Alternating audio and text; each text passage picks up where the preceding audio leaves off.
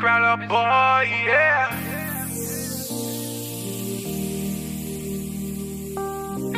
I too happy you came my way. Oh, da, da, da. Soon on they break like your face, I wanna see. I just wanna be loving you. Like just how I wanna be. I will ride for you like Gange. Now I want you, you not pamble. I love you, don't tante. Oh, got me singing like morning, oh, morning, baby. I just wanna sing morning, oh, morning, baby. Got a song for you, yeah, yeah. Morning, oh, morning, baby. I'm in love with you. Morning, oh, morning, baby. When you smile, the whole world freeze. Oh, da, da, da. When you pose, no need to say cheese. Oh, no, no. Your beauty, that news, let them carry the cheese.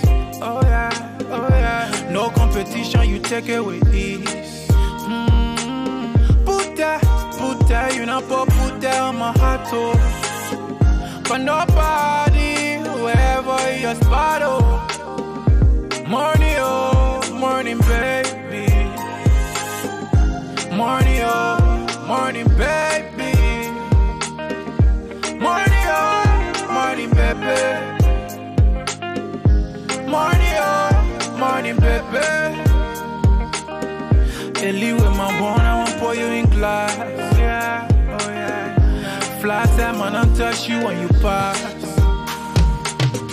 You fun like a man and go out there. Oh yeah, oh yeah, oh yeah. You too metro, you not like fries.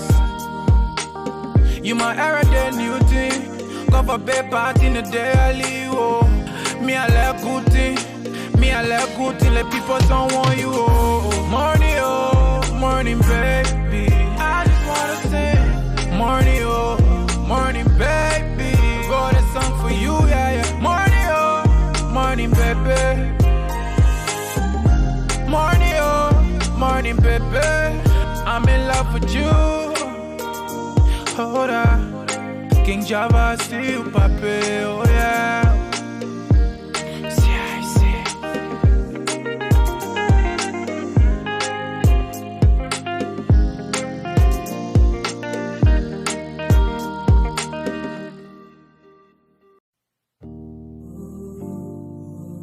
It's crowd up, boy, yeah.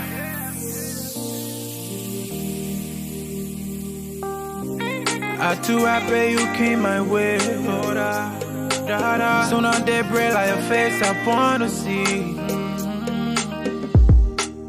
I just wanna be loving you. Like just how I wanna be. I will ride for you like Gange. Now I want you, you not pamble. I love you, don't tante. Oh, got me singing like morning, oh, morning, baby. I just wanna sing morning, oh, morning, baby. Got a song for you, yeah, yeah. Morning, oh, morning, baby. I'm in love with you. Morning, oh, morning, baby. When you smile, the whole world freeze. Oh, da, da, da. When you pose, no need to say cheese. Oh, no, no. Your beauty, that news, let them carry the cheese.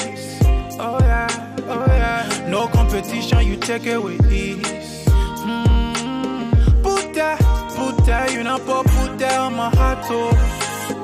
For nobody, wherever your spot, oh.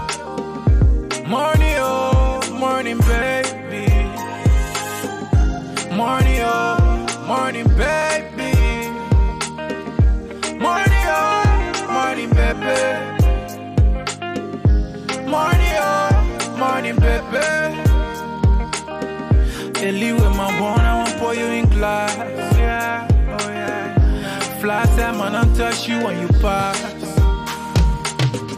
You fun like a man and go out there. Oh yeah, oh yeah, oh yeah. You too metro, you not like fries. You my everyday new thing. Go for bed party in the daily, oh. Me I like good thing. Me I like good thing. Let people don't want you, oh. Morning, oh, morning, baby. I just wanna sing. Morning, oh, morning, baby. Wrote a song for you, yeah, yeah. Morning, oh, morning, baby. Morning, oh, morning, baby. I'm in love with you. Hold on. King Java, see you, papi, oh yeah.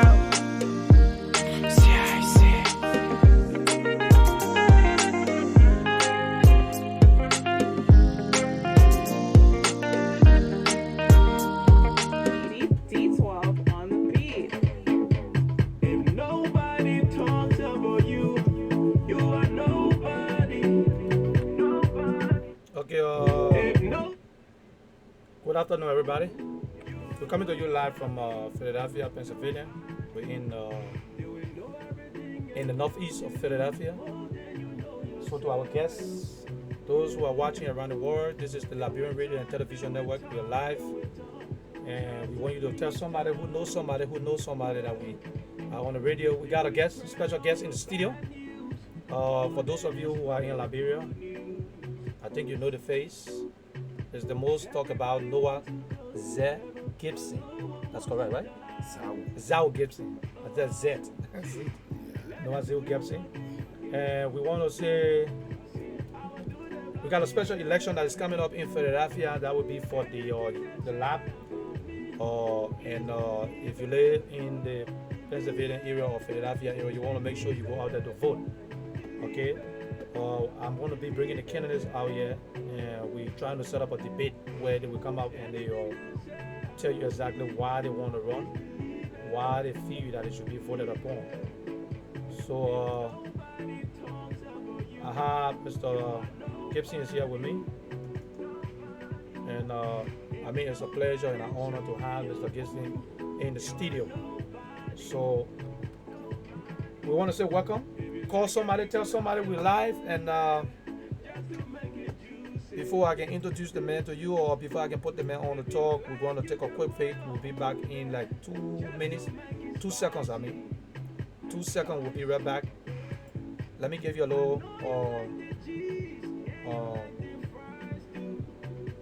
little commercial concerning our movies. We call the Biggest Mistake. I'm going to give that to you, so you want to promote that. All right, that's a new movie that just came up for Liberian girl, the team. They're very wonderful. I watched that, and we want you to go back and watch it. So we're going to take a quick break, and we'll be right back. Love you all. Mario, I want you to understand. You don't have. I don't want to understand. Leave. Leave my house, and don't ever come back here.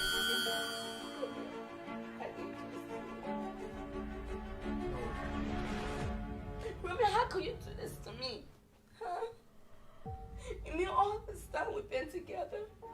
All this time? And you didn't tell me you was married?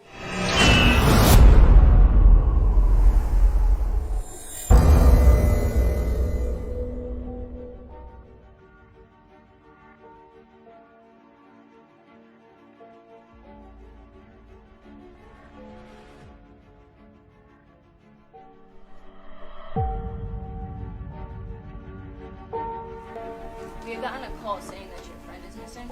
Yes. And when was this that she had called you? I spoke to her last Tuesday, At what time? 7 p.m. Did you know where she was when she had called you? Like, what was going on in the background? Did you hear anything? She spoke to her, she was trying to tell me someone was chasing her, but she didn't actually say.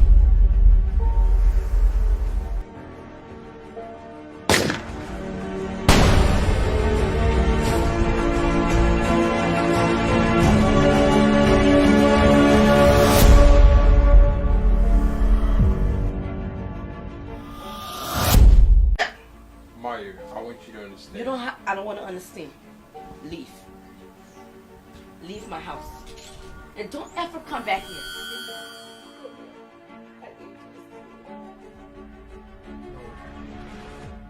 Ruben, how could you do this to me? Huh? You mean all this time we've been together? All this time? And you didn't tell me you was married?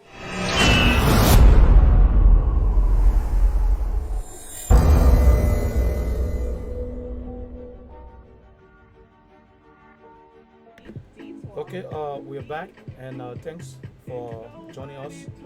we had to take a quick break, and we're back. So we're not going to be too long. We're going to see if we can dive into the thing right away.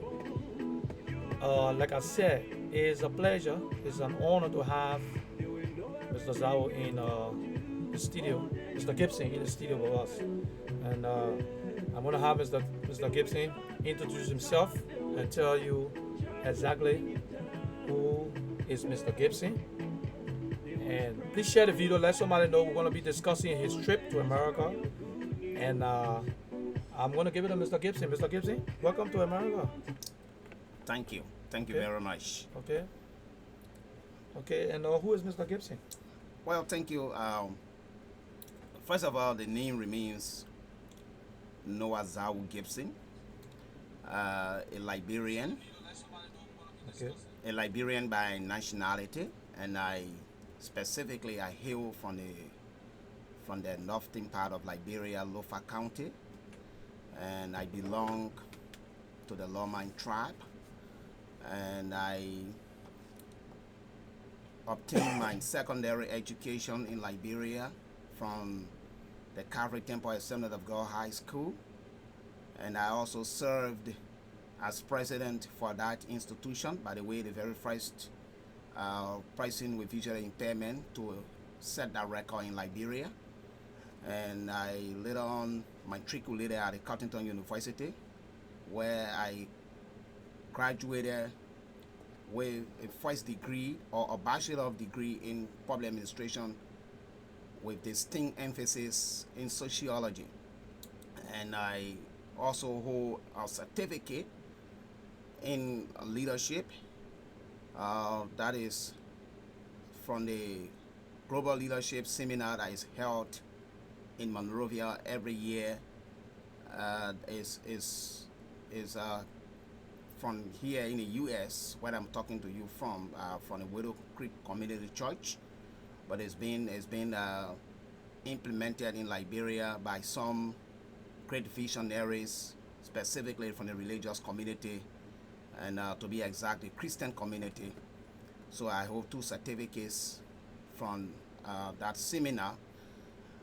And politically, I'm attached to the Unity Party, the party I love so much, and that I believe one day I will be a standard bearer for. And I am here in the U.S. representing the United Blind Association, and I come courtesy of the National Old Folks of Liberia. And I think so far so good. I think this is just the brief introduction about me.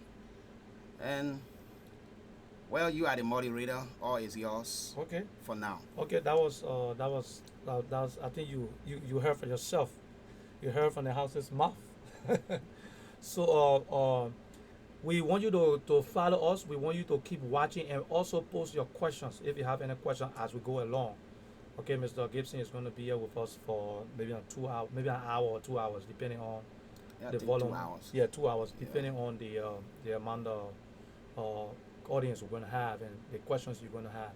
So, Mr. Gibson, tell us a little bit about your trip. Why you came to America? This is your first time visiting the States? Yes, this is my debut. This is my Okay. debut trip to Okay. the United States. Okay, so why you visit the state? What Okay. was the visit about? Okay, my visit is about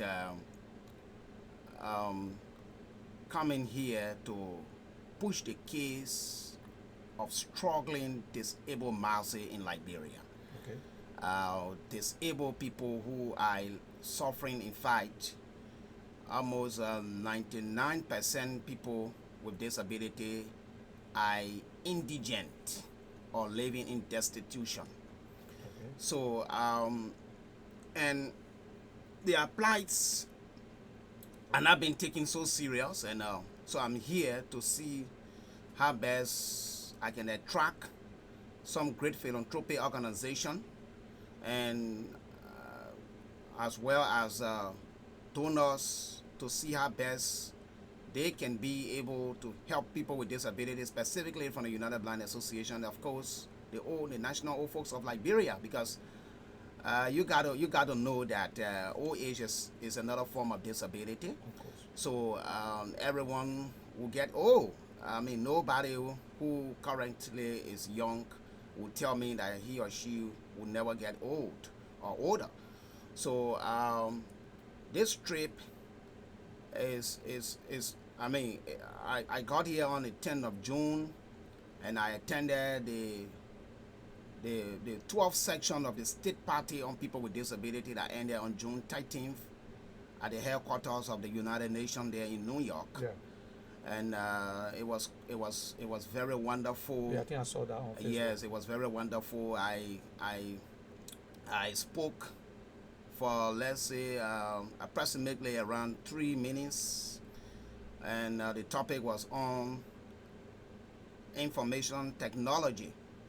So and I presented the plights of people with disability when it comes to information technology. You know, all the countries that I monitor or that I listen to in that gathering, the only thing I heard them say was that their government needs to do, I mean, just need to improve a little bit as it relates to information technology for people with disability. So it means that their government are striving and making some tremendous efforts as it relates to people with disability in other important sectors globally. But unfortunately for people with disability in Liberia, it's completely on the opposite. Everything is stagnated. I completely, I would not want to say outcast, because that would be the very strong word. But it's just opposite to the way others with disability are being treated from a positive perspective around the world. So, by the way, what I did, I informed that large gathering that a lot needs to be done with, to invest in information technology as it relates to people with disabilities, specifically visually impaired men like me. I think you heard me in the genesis of my introduction, telling you that I graduated from the Cottington University. And all right, that come again. That's a lot of people commenting on that. They know you. Yes, people know you on YouTube and things. Yes, and that took place since 4 years ago. This September 26 makes me 4 years since I walked out of the walls of Cottington University. But one will wonder why up to now I haven't been able to acquire a master's degree, which of course if the support was there, by now I would have been talking about acquiring my second master. But unfortunately I cannot easily have access to master in Liberia, because information technology, I mean, is needed. And mind you, I cannot go to a graduate school trying to have access to master and go do Braille. The world is fast advancing. In other countries, there are a lot of great people with visual impairment who are computer literate right here in the US. Okay. There are people here who are visually impaired who, I mean, know better about computer, even more than some of you who are sighted or able-bodied. So, except on the opposite for Liberia, it's quite unfortunate. So, this has kept some of us down, and it has prevented some of us, it has limited us for expanding our academic dreams and an aspiration. So I think for men like me to acquire a master in Liberia is very impossible in the absence of information technology. So that was also highlighted in the conference. Okay. And there were other areas where, you know, opportunities were provided for people to speak on the challenges as it relates to the empowering people with disability, like job employment and having the right to, you know, I mean, getting some access to basic social services as it is here in the U.S. And other advanced part of the world and other developing nations in the world. But unfortunately, I didn't speak on that aspect because some errors were made when I was chosen as one of the applicants or one of the participants for this big ceremony that just ended. But how was you chosen? How did you How did you have the opportunity? Does it have to do with the government? No, the Okay. government absolutely has nothing to do with that. Okay. In fact, the government. Yeah. How brought was you? How was the- you? the- How was your appointment to come? How did it? Well, Okay. I will not disclose Okay. further duty due to some security reason and for the safety of the personality. Okay. But I was chosen by a very good man in Liberia Okay. who runs a private organization. His name will be disclosed later. Okay. And I know the reason why I cannot disclose his name. But as it relates to the government sent their own delegation from, that they thought would have come to sugarcoat for them. And it was the delegation from the National Commission on Disability that has just been there for the name for several years now and not doing anything to improve the lives of persons of disability. They've been there and dancing to the tunes of government against people with disability. You wouldn't believe it. The head of that body had the reckless audacity to have told that gathering that the current government headed by the George Manuel Weah has constructed 3 institutions that are responsible for training people with disability in Liberia, which is complete malicious lie, That's a diabolical lie. That's a lie. Of course, diabolical lie, or torpedo lie, I would say, because first of all, I think what she did there, she sugarcoated in favor of the government of Liberia to maybe defend her salary that that is not even coming for months now due to the economic stagnation of Liberia. And so I think that was just being disingenuous to the disabled mouse, because when you come to this, So let me get something. I'm coming. Let me learn this. Yeah. When you come to this great advanced platform, such like the U.S., there are a lot of people here who are willing to help. But you Okay. must be very honest and you must be frank with the issue. Present the true picture by whom, so people will be passionate about what's happening whom to be moved to help. But if you come and sugarcoat and window dress things, then you are just contributing indirectly to the suffering, and you're telling us that, look, I am in favor my fellow disabled colleague being in this situation for a very long time. That was what they did. But thank God I was here and I provided some clarification, and believe me, that clarification I provided helped me to come in contact with a lot of diplomats, great diplomats from around the world. Some I won't name for some private reason, but I was opportune to have met with the Secretary General of the Permanent Resident of Ireland to the United Nations, who even told me in that meeting, or told the gathering, that the government of Ireland invests 1.9 billion just in disabled service, just to contribute to disability activities in that country. 1.9 billion. That is more than quadruple times of our national budget in Liberia. So you tell me that country means very well when it comes to their disabled citizens. So let me ask you something, Noah.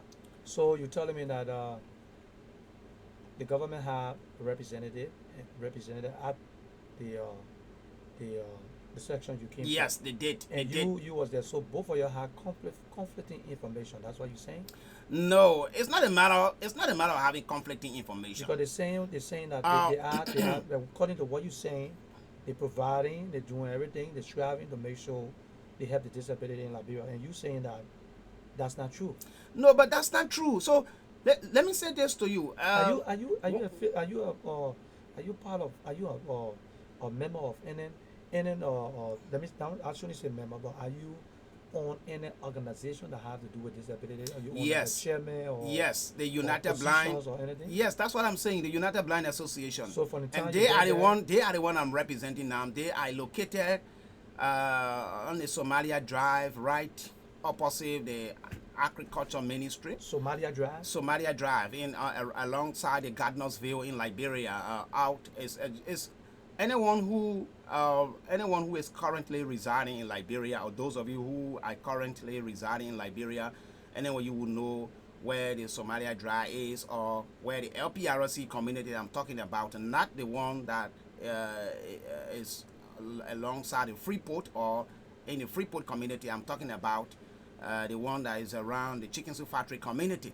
Okay. So it's where the United Blind Association of Liberia is situated currently. So Okay. How long you been part of it? How long you been existing? The United Blind Association of Liberia. Yeah. They've been existing for the past 24 years, 24 since years. 1995. So you're telling me that 24 years, the government, apart from this government, but the Lrtn administration, they haven't contributed or did anything. No, the to Lrtn. help? No, you see, look, why it is true that I'm here to highlight the challenges Of course. that I engulf with people with disability in Liberia. I think I will do my best to try to be very honest. That's correct. And the situation that the people with disability are currently faced with in Liberia was never created by this George Weah-led government. This is an overage problem. It is an overage problem. It's not something that the George Weah-led government created. He inherited it, but he had just added. He added on a more than what he inherited. Now, but the no, Lrtn government. no, I'm coming now. I'm responding to no, your let me question. be fair. You want to be fair? Let me be fair. Yeah. No, you coming to you listen. You asked me a question Okay, go about ahead. what Yeah, did go the ahead. Lrtn government do, Okay, right? yeah, go ahead. Okay, so that's what I'm coming.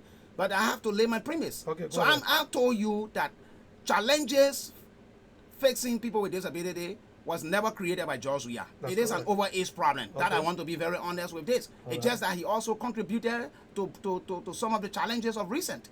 He has added some. Now, this is where I'm coming.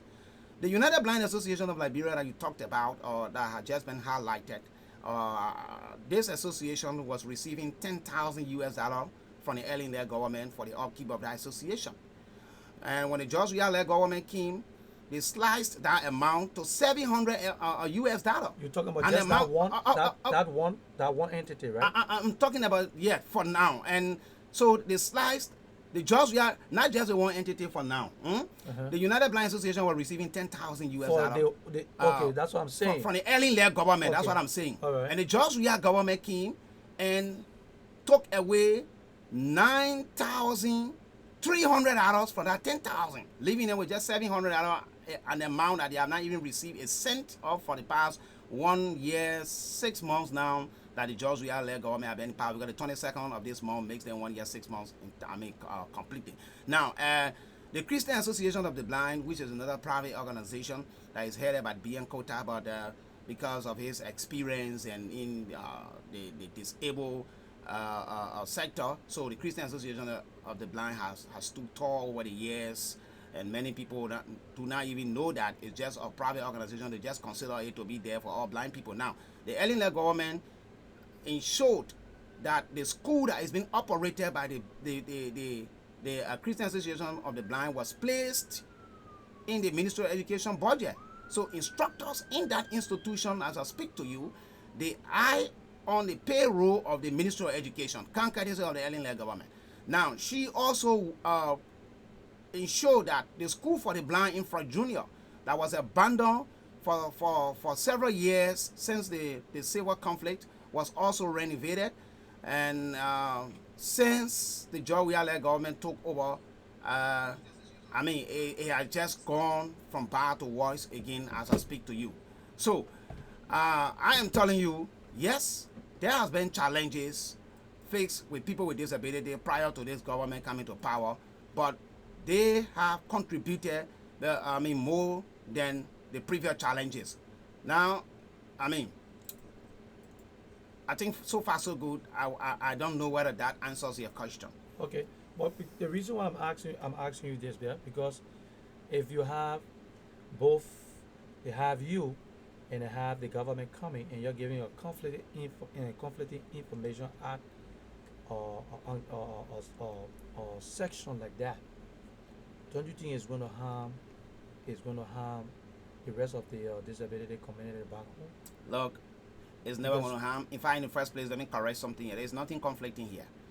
I think what I did, people of philanthropy who want to help back home should even be grateful to me for coming here. Do you know how did I get here?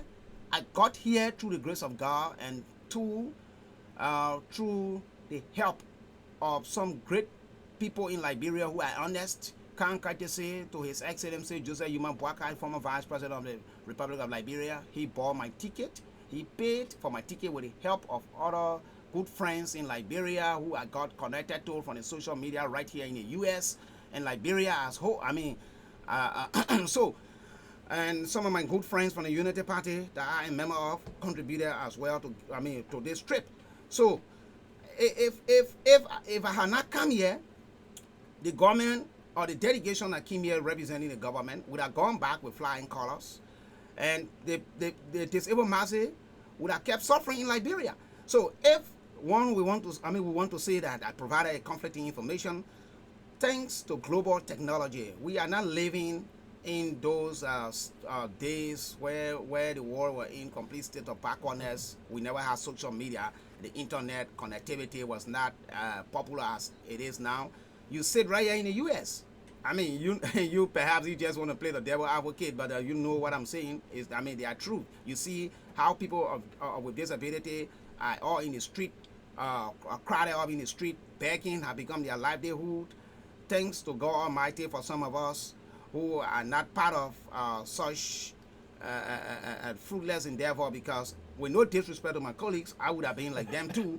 But God is good to me. I was able to go to school, and His favor first, and two, due to mine, level of radicalism, I can say, helps me a lot to not be part of such demanding situation there, going back in, asking for widow mite, very cheaply.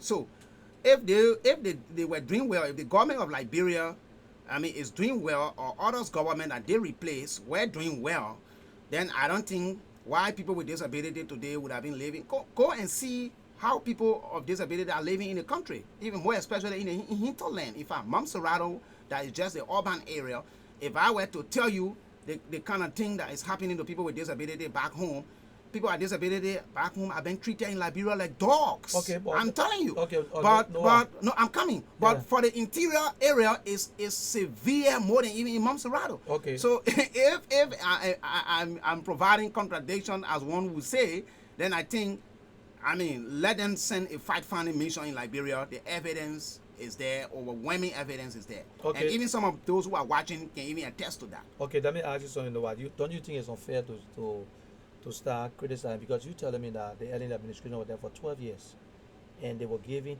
you said $10,000, not for the entire? No, not for the entire 12 years. 12 years, you're talking about? Not for the entire, not for the entire 12 years, the 10,000 was given. A year or the month?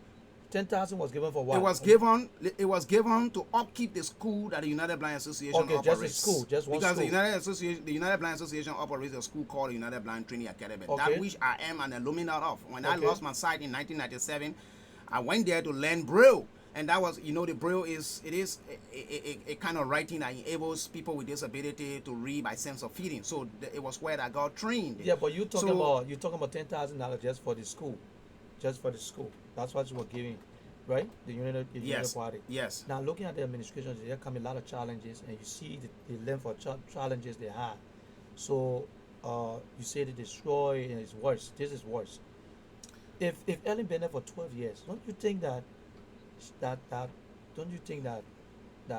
it would be unfair to start criticizing this government and start saying that they're making things worse when you know that there's challenges and a lot of difficulties here in the country? Joseph. Yeah.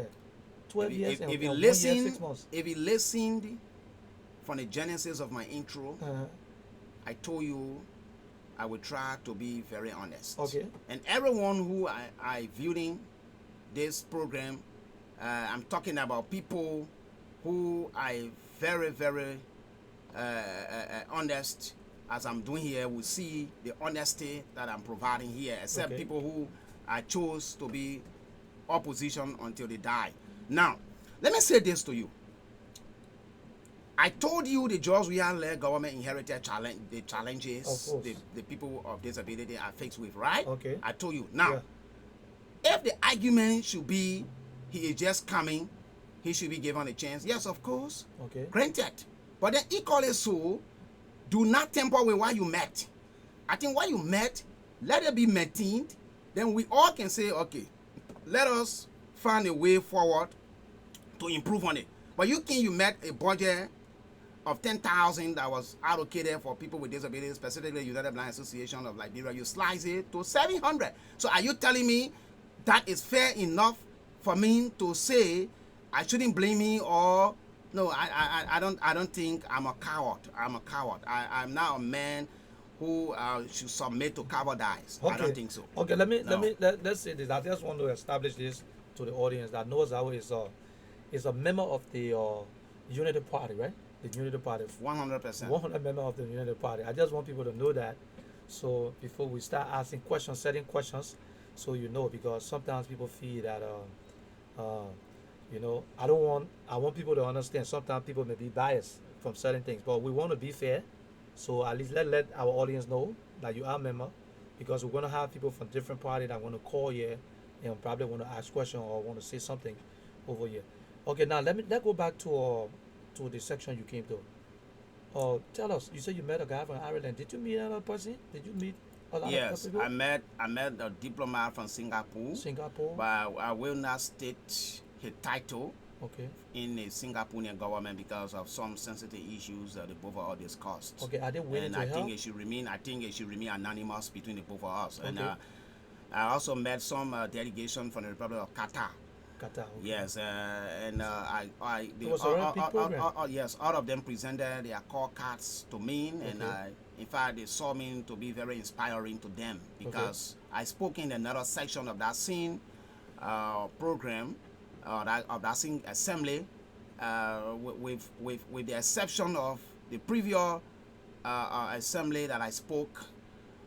With the one that has to do with information technology, there was another extended section of that assembly that I spoke, and that was when it was where I got in contact with these individuals from Qatar, Ireland, Singapore. I think the Christian Blind Mission as well. Oh, okay. So yeah, and people watching this program, I would appeal that you link me with more, because look, I am a visionary. Let me say this to you. Okay. But one thing I believe in, to clearly convince people about your vision, you must start transforming your surrounding or your community first. That's Then correct. you can be able to convince people that you will be a good or you'll be a good person that Okay. will really bring your vision to reality. Because what am I mean about this? I come from the disabled community. The first thing, before I can move forward, I should be able to contribute immensely to the community that I am part of. How can I refuse to contribute immensely to my own community? Then I want to expand. What am I coming with to convince men like Joseph or the other viewers that are watching and say, look, if we give Zawu the opportunity, this is what he would do. I should be able to do this. For example, there are some of you there watching in Liberia. You reside maybe in the 72nd community or other community, and you want to vie for something bigger outside the community. But then the question that should be asked: what have you done in that community that you can use as a stepping stone? Okay. So So, can you tell the so audience? I'm telling you Okay. that my vision Okay. is to transform the United Blind Association that have been very unknown since its existence for the past 2.5 decades, and I want to make them known globally, and I want to make them known nationally, and I want to ensure by the grace of God Almighty that that little shabby place, with no disrespect, that they are occupying right now to the LPRC, very congested. Even if you enter the rooms where the people are sleeping, some of them, rooms are like the jails in the South Beach community. You had to even turn around. Very congested area. Imagine people blind people living in those kind of areas. So I will want to see philanthropy from here through using me with their funding, to see how best that campus can be relocated from LPRC. We acquire some good land, even if possible close to 40 acres of land in the Mount Barkley area. Come back here in the United States, raise some money, and build a very decent modern campus with good training facility to enable people with disability be educated and contribute to the society. Because mind you, an educated mind, I mean, prepares the nation from further disaster. Because mind you, part of the problem Liberia is going through today is because of the lack of education. You know that Liberia is almost people say 85% illiteracy rate, but I would say 90%. Yeah, I definitely believe that 90% of our population. Look, between you and me, even us sitting here, I wish I could have the opportunity to come back in the U.S. here to have some scholarship to go back to school and do some study here to get maybe 1 or 2 masters. I can tell anybody that I'm well educated, with no disrespect to the education system in Liberia, but I think the education system in Liberia is seriously challenged and needs to be revamped and improved. So we learn, a lot of outdated things in Liberia. Imagine, I told you that I did public administration, but when I was reading in the Continental University, you talking about public administration in the 21st century, you go in a library to do assignment, you coming across books that giving you references as far as from the 60s, the 70s.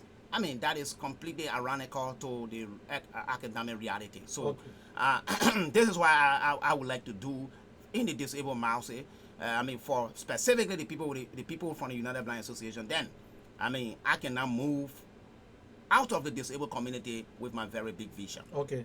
I appreciate that. Let me ask you something, Noah, because we in America we spend a lot of money when it comes to people with disability. There's opportunity they provide. The government try to provide necessary opportunity for people. I visited Liberia a couple of times and I saw some of the challenges and I saw some of the things that were happening in Liberia. Now let me ask you, have you guys been engaging the government? Like, do they engage you guys? Because you're talking about just one school. We're talking about across the whole country. I got people out here that are watching. I met a lady that came from Liberia. I think she said she got a school, or I think disabled school somewhere on the Oro. I think she said on the Oro or something like that she was saying. And she explained a whole lot of things that sometimes kids who got disability, people that's Down syndrome and stuff like that, people tend to feel that they're in witchcraft or something wrong with them, and they be afraid of them. Now, with the early administration up to now, you're telling me that there's nothing you haven't seen with this government. They haven't been engaging you guys on a consistent basis to let you know that this is what we got in the pipeline, this is what's happening. Look, let me say this to you, and I know this with peers, many citizens who are watching, and I don't give a hang about that. The president, first of all, is not disabled friendly. George, is anti-disabled. So if you have, You sure about that? I'm telling you, I definitely look. I will not mince my word. Okay. I can even be. Look, you can even be decapitating me. I will tell you definitely what I'm saying. I will repeat it a million times. The president is anti-disabled. So if you have a president who does not even believe or who does not even care about people with disability, where will programs for people with disability come from under that administration? I think that is just in the Republic of Dreamland or in Utopia. Okay. All right. Let me ask you, right? I know you were in New York and you went to other states. Yeah, I went to Connecticut. From Connecticut before I came to Philadelphia, right here. Okay. That I'm being interviewed Now, since you've now. been there, how's the treatment? How's people treating you? Look, America is exceptional. Anyone who comes in America and you don't have a fair appreciation as it relates to how America looks like, it means your mind is psychologically damaged. Something has got to be wrong with your mind. You must really love America. And I'm telling you, I pray that America remains a superpower until Christ comes. Wow. Yes. Wow. You know, it will sound crazy to some people who are anti-America, but I can tell you, from what I'm seeing here,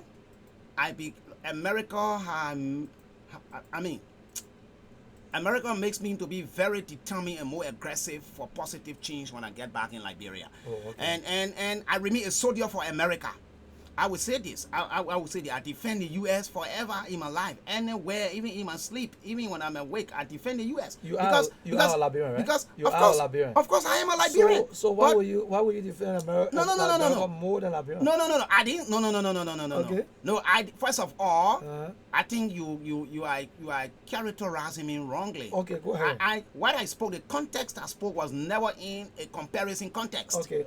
That's the first thing you should understand. Okay. I was not comparing America and Liberia as it relates to who I will pay loyalty to most. Okay. But again, here is the situation. God did not make mistake to make me a Liberian. I'm proud. Am I proud to be a Liberian? Of course, yes. I'm proud to be a Liberian. Do I want to be a Liberian forever? Of course, yes. I want to be a Liberian forever. In fact, you heard me from the genesis of my comment, told you that I will one day be a standard bearer on the Unity Party.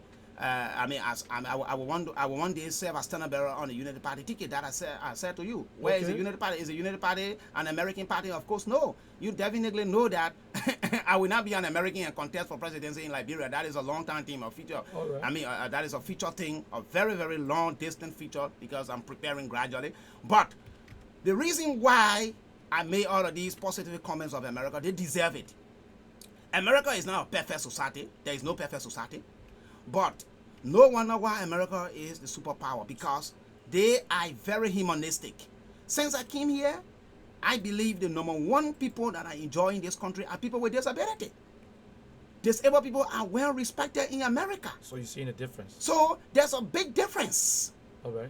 You see, there's a very big difference. In Liberia, disabled people are considered, I don't want to, I want to be very careful with the kind of diction, but it's so unfortunate for people with disability in Liberia. Very, very unfortunate. If God is now with you like some of us, with any disabled person like some of us, I tell you for real, you will be nothing or nobody in that country until Christ comes. Okay. All right. For the audience, we will have to take a quick break, and I hope you thank you for watching. I want you to share the video, let people know. I'm going to put the number on the screen when we get back. You can actually call and ask some questions. We got a whole lot to dive into with Mr. Gifting, and we want you to call in, ask your question. We're going to take a quick break, and we'll be right back in a few minutes, in a few seconds. D12 on the beat. All I do was win. All I do was win. Born to win. I say I was born to win. Born to win. I say I was born to win. All I do was win. All I do was win. I say I jump over it. Now how you deal with me, I jump over it. I say I jump over it. Now how you deal with me, I jump over it.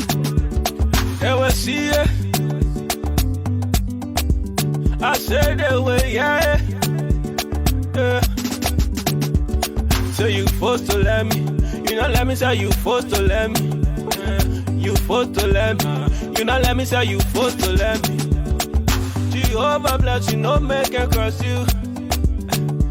When Jehovah bless you, no man can curse you. When I can go here with eat you.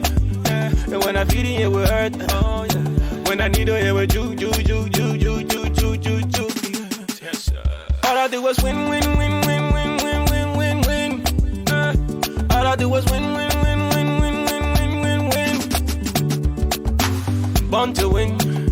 I say I was born to win. Born to win. I say you was born to win, yeah. All I do was win. All I do was win. D12 on the beat. All I do was win.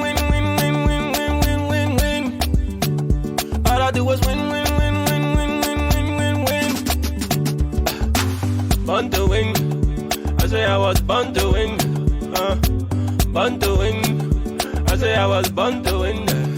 All I do was win, win, win, win, win, win, win, win, win. All I do was win, win, win, win, win, win, win, win, win. I say I jump over you. Now hold you deep. Okay, we want to say welcome back, everybody. And we are in studio with our special guests. We want to say welcome Monique Shen and Albert, Lrtn, and I'm going to read some of the names. Some of the guys that are watching on here. We want to say Woki, Bana, and Vivian Hemsworth, Chokon. I'm just going to call the first name. We want to say welcome you guys. Coco, welcome. Emma, Pratt, welcome. We want to welcome our viewers around the world, and we have Noah Gibson in studio. So we are talking about Noah's visit to the States. He came for a special conference, right? Yes. A special conference. Yeah, the 12th state party. Okay. The 12th section of the state party on the rights of people with disability. Okay, right. Okay. So he's here visiting, and we invited him to come to the studio, so he can talk to our audience and people can call and interact with Noah. So Noah said he been going from one state to another state, and he love it. And people, the hospitality been so great, right? Okay, let's talk about Liberians. I know you met other people, but from Liberians, how your people treating you so far? I never met you before. You mean in the U.S. here? In the U.S., yeah. How Liberians here treating me? Yeah, in the treating US? you, people you coming Oh across. yes, very nice. Okay. Very nice. Look, I don't know, but I I heard this sometimes ago. Yeah. When I never had any traveling experience. The very first time I left Liberia, that was in 2002 when I went just in neighboring Seven in the same sub-region. Yeah. And I heard that Liberians are always hospitable to one another in exile. I don't know if that is just a stereotype of but I wouldn't want to completely take that as a fact. I think that's just a perception. Liberians are generous actually, and evidence to that, almost every Liberian I met here have shown me a great level of generosity. Okay. And more especially thanks to my pastor and his wife, and thanks to some good schoolmates of mine from the days of high school and university. I met them. In fact, part of the things that I'm getting here as it relates to offer are coming from Liberians. I've not been offered by any American or typical American. So it shows that Liberians are people who are good. It's just that we just need to improve our habits back home. That's all. Because what happens at times, you come here and then you see all of these good things, and you go back, you don't want to have them implemented, and when you get back, as soon as you get to RIA, you put on the real Liberian jacket. And when you come in here, you leave the Liberian jacket at RIA. When you get home, you wear it, and you start to, that form of negative Liberianism, you try to exhibit it. And I think we just need to leave that, actually. Okay. Yes, but I think Liberians are good. Okay. Yeah. So you're being treated well. Very well. Okay, so far, how you like Philadelphia? Well, I arrived in Philadelphia Saturday afternoon. Philadelphia is, for now, is good. One thing I noticed about this country, they didn't make any mistake to call the United States, because there is one thing about them. Every activity you see in the other state, and you will find it in in all the states. So yeah. So they make no mistake to call the United States. Okay. They made no mistake.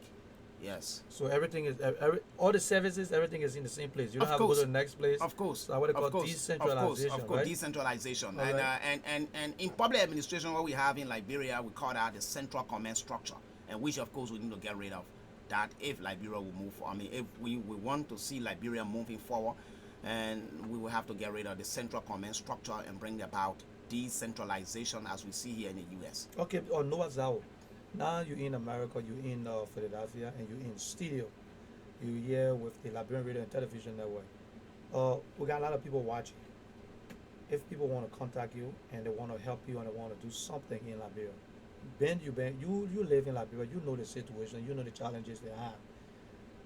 what would be your advice to Liberians who live in America and around the world, because people watching, who want to go back home to do something, but looking at the constraint and the challenges? What would you tell them?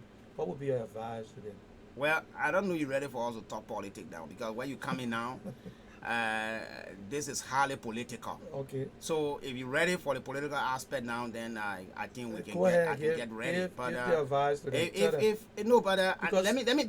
Because the reason I'm asking this, and I want to make sure whether you're ready now for the political aspect. Yeah, go ahead. Because when I pick up now, I'm not going to slow down. Before you continue, I just want to ask the audience, can you let me know if you're hearing us very clear, because I know somebody said the volume was low, but other people say it's good. Just let us know if you're not hearing us and the volume is too low. You let us know. We're going to increase the volume. So go ahead, Noah. Before I come to that, okay. Let me say that anyone who wants to help, Okay. as it relates to what I've highlighted concerning people with disability in Liberia, you can get me on my Liberian number, because I leave for Liberia soon. And what's the number? My Liberian number, because now you call it now, you won't get me because I'm in the US You're here. in the US, obviously. So I will be leaving soon, very, very soon. I won't disclose my departure date now for security reasons. Okay. But I will be leaving very soon, very soon. So my Liberian numbers are 0886 350. Maybe you could put it on the screen. Yeah, I'll put it there. 857 350 857. 857. Yeah, 0886 Yes. 350 Yeah. 857. Okay. That is my Liberian number. Okay. And then my orange number, that's the same Liberian number, but it's 0777 Oh, it's US 777. Yeah. 1486 48. Okay. I'm gonna put the number on the screen for people to see the number. 0777 Okay. 1486 48. Okay. For now, these are my Liberian number. But while I'm here yet in the US, if you want to get me, you can get me through Mr. Joseph Anasi. Okay. So I think you will now have to put your contact The number is number. on the screen. My number is on the screen. Okay, That's so- the number for the Liberian Radio and Television Network. You can get in touch with me. Yeah. So And you Noah can- is in Philadelphia. I will be able to get you Because communicate directly with Noah. I'm visiting your country, so I don't have any cell phone Okay. here that you can get me on now. Yeah, so you can get that number directly. Okay. I'm also going to put the number on I'm going to tap the number in there. So those of you who's on YouTube, I'm going to post the number. Also, you on Twitch and you on Sparrows and Twitter. Everybody that's watching, I'm going to put the number up. I'll put the number on there, and you guys can get the number and be able to get in touch with him in Liberia. Okay. Right now, you cannot get in touch with him because he's in the States. So if you want to get in touch with him, you can come directly to us. The number is on the screen, and you will be able to get us directly. Don't Okay. worry, I'll be in Liberia soon. It's just I can't disclose the time. I was leaving on the 21st, but I'm not leaving on that day again because of Okay. security reason. Okay. So I will soon be in Liberia, but I will tell you, I won't Okay. disclose my my departure and my arrival Okay. for security reasons. So Again, let me make this appeal. I begin visually impaired as a result of our means, so I just want to summarize it. Okay. Yes, but I believe when we are out of America being an advanced country, we got good doctors here. Who knows, maybe a test could be conducted that could just make me regain my sight from one of my eyes. So this also goes out there to philanthropy. okay. Maybe it may not be now, but when I return, because I will return here, and I don't know yet, but I will return here. But I will need an assistant to see how best my eye can be checked for some medical consideration. Okay. And I also was involved in a tragic motor accident. Let me hold you there for 1 minute, and let's take a quick break. We'll be right back in a few seconds.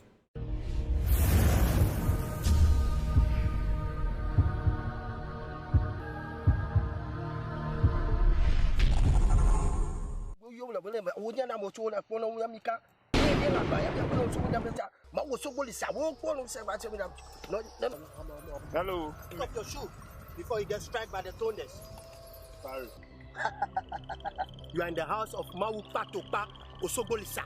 There is no fear. So my son, what can I do for you today? in my shrine. Women in Little Island, they know plenty. I want for them to be arrested. I want for them to go to jail. I want for them to be deported. I want for plenty bad things to happen to them. I want to hear bad news when they want to get out in the morning. Yeah. Yeah. Keep up on the beat. Yeah, yeah, yeah. Yeah, yeah, yeah. Yeah, yeah, yeah. T12 on the beat. If you want, yeah, my bad news, you and I, yeah, yeah, oh.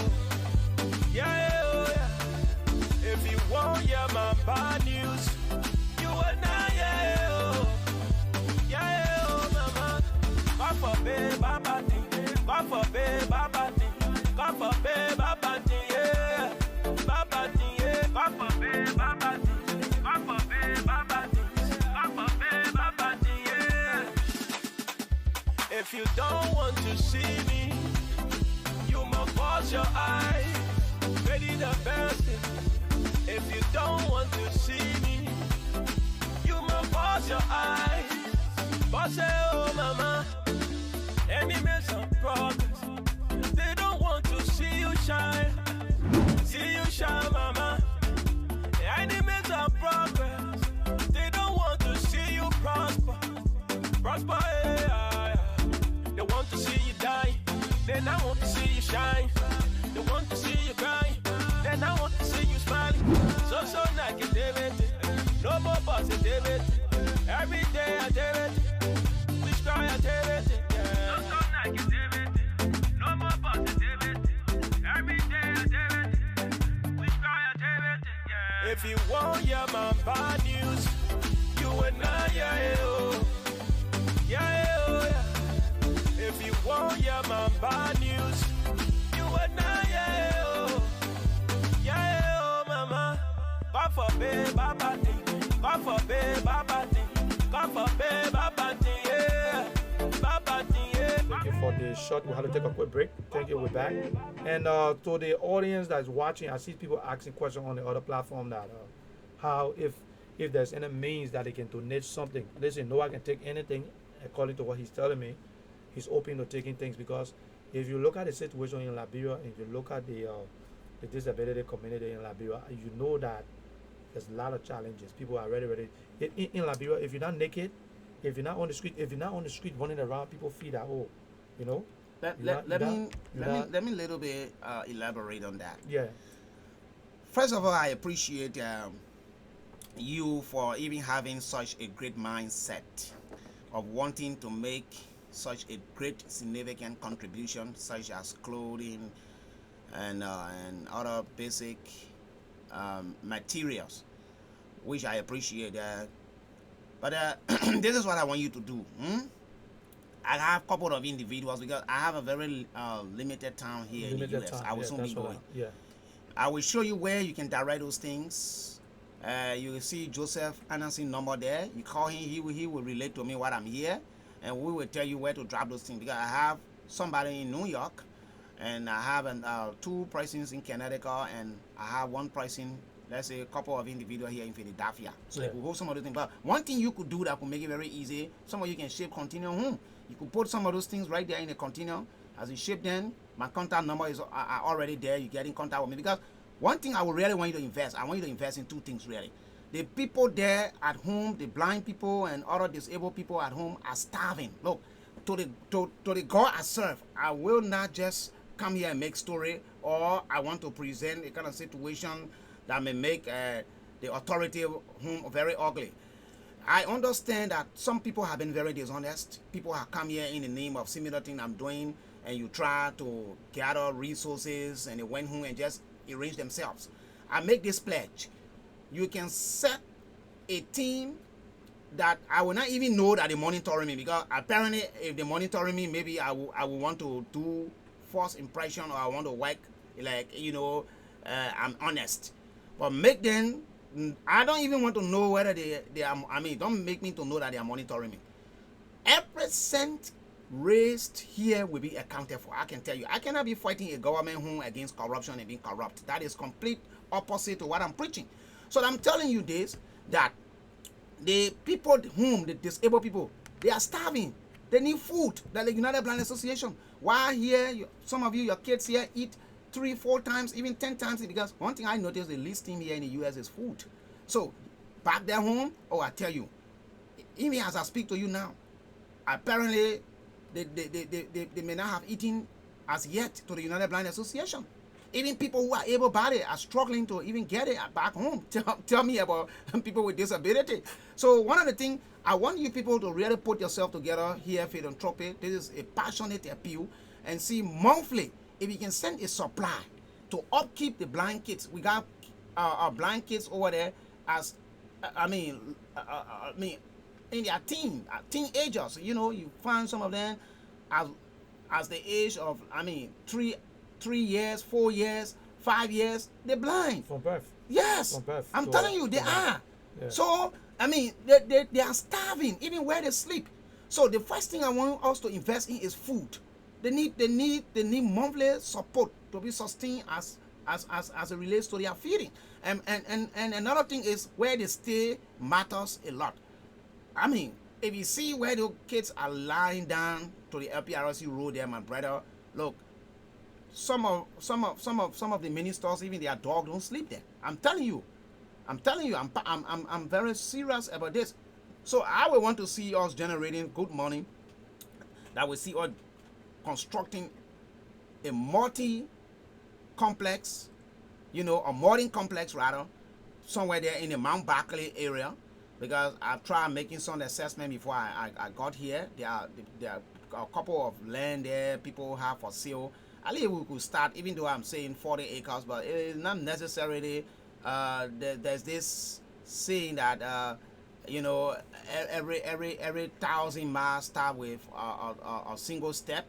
So what we could do is, maybe we could buy maybe 2, 3 a lot, or even an acre, to build some quick campus to get these people there. Because let me tell you today, I'm sitting here, it's not that I'm extraordinary from them. No. God grace upon my life first. 2, I will tell you, I managed to persevere. I believe in perseverance. I believe in being persistent. It will get you where you want to get.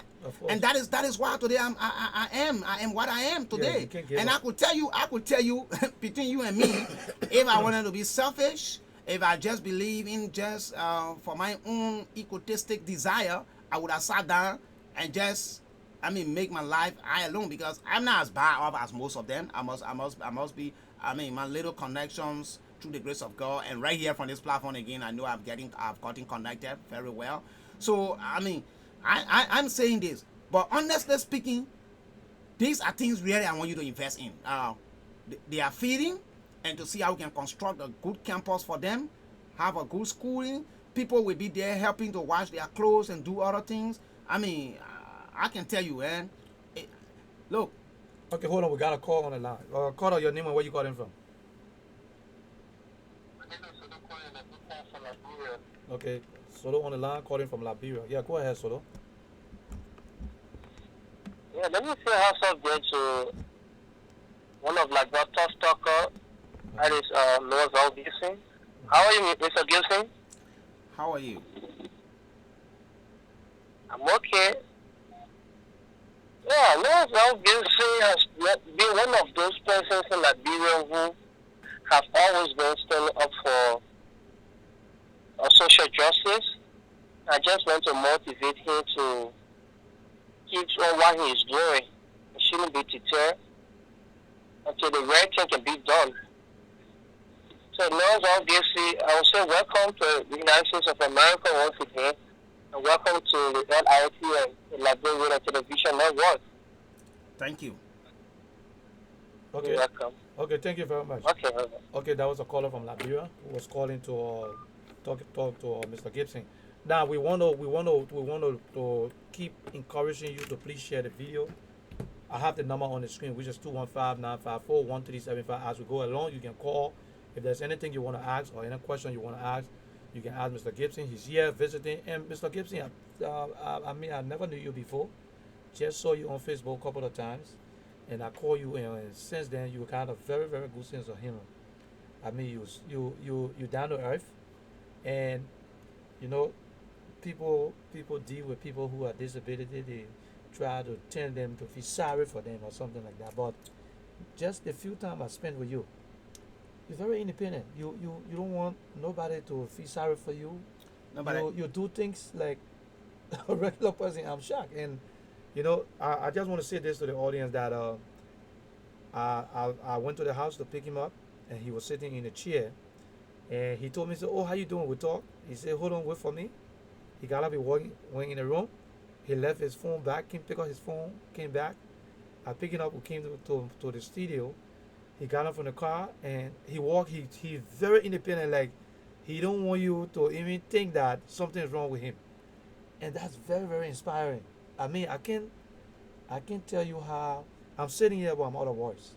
Because it's such a way that I visited abroad sometimes where when people are disability, people with disability, people feel sorry for them, people try to help them to feel that you're nothing, you can't do nothing. You see, in this country, everybody is useful here.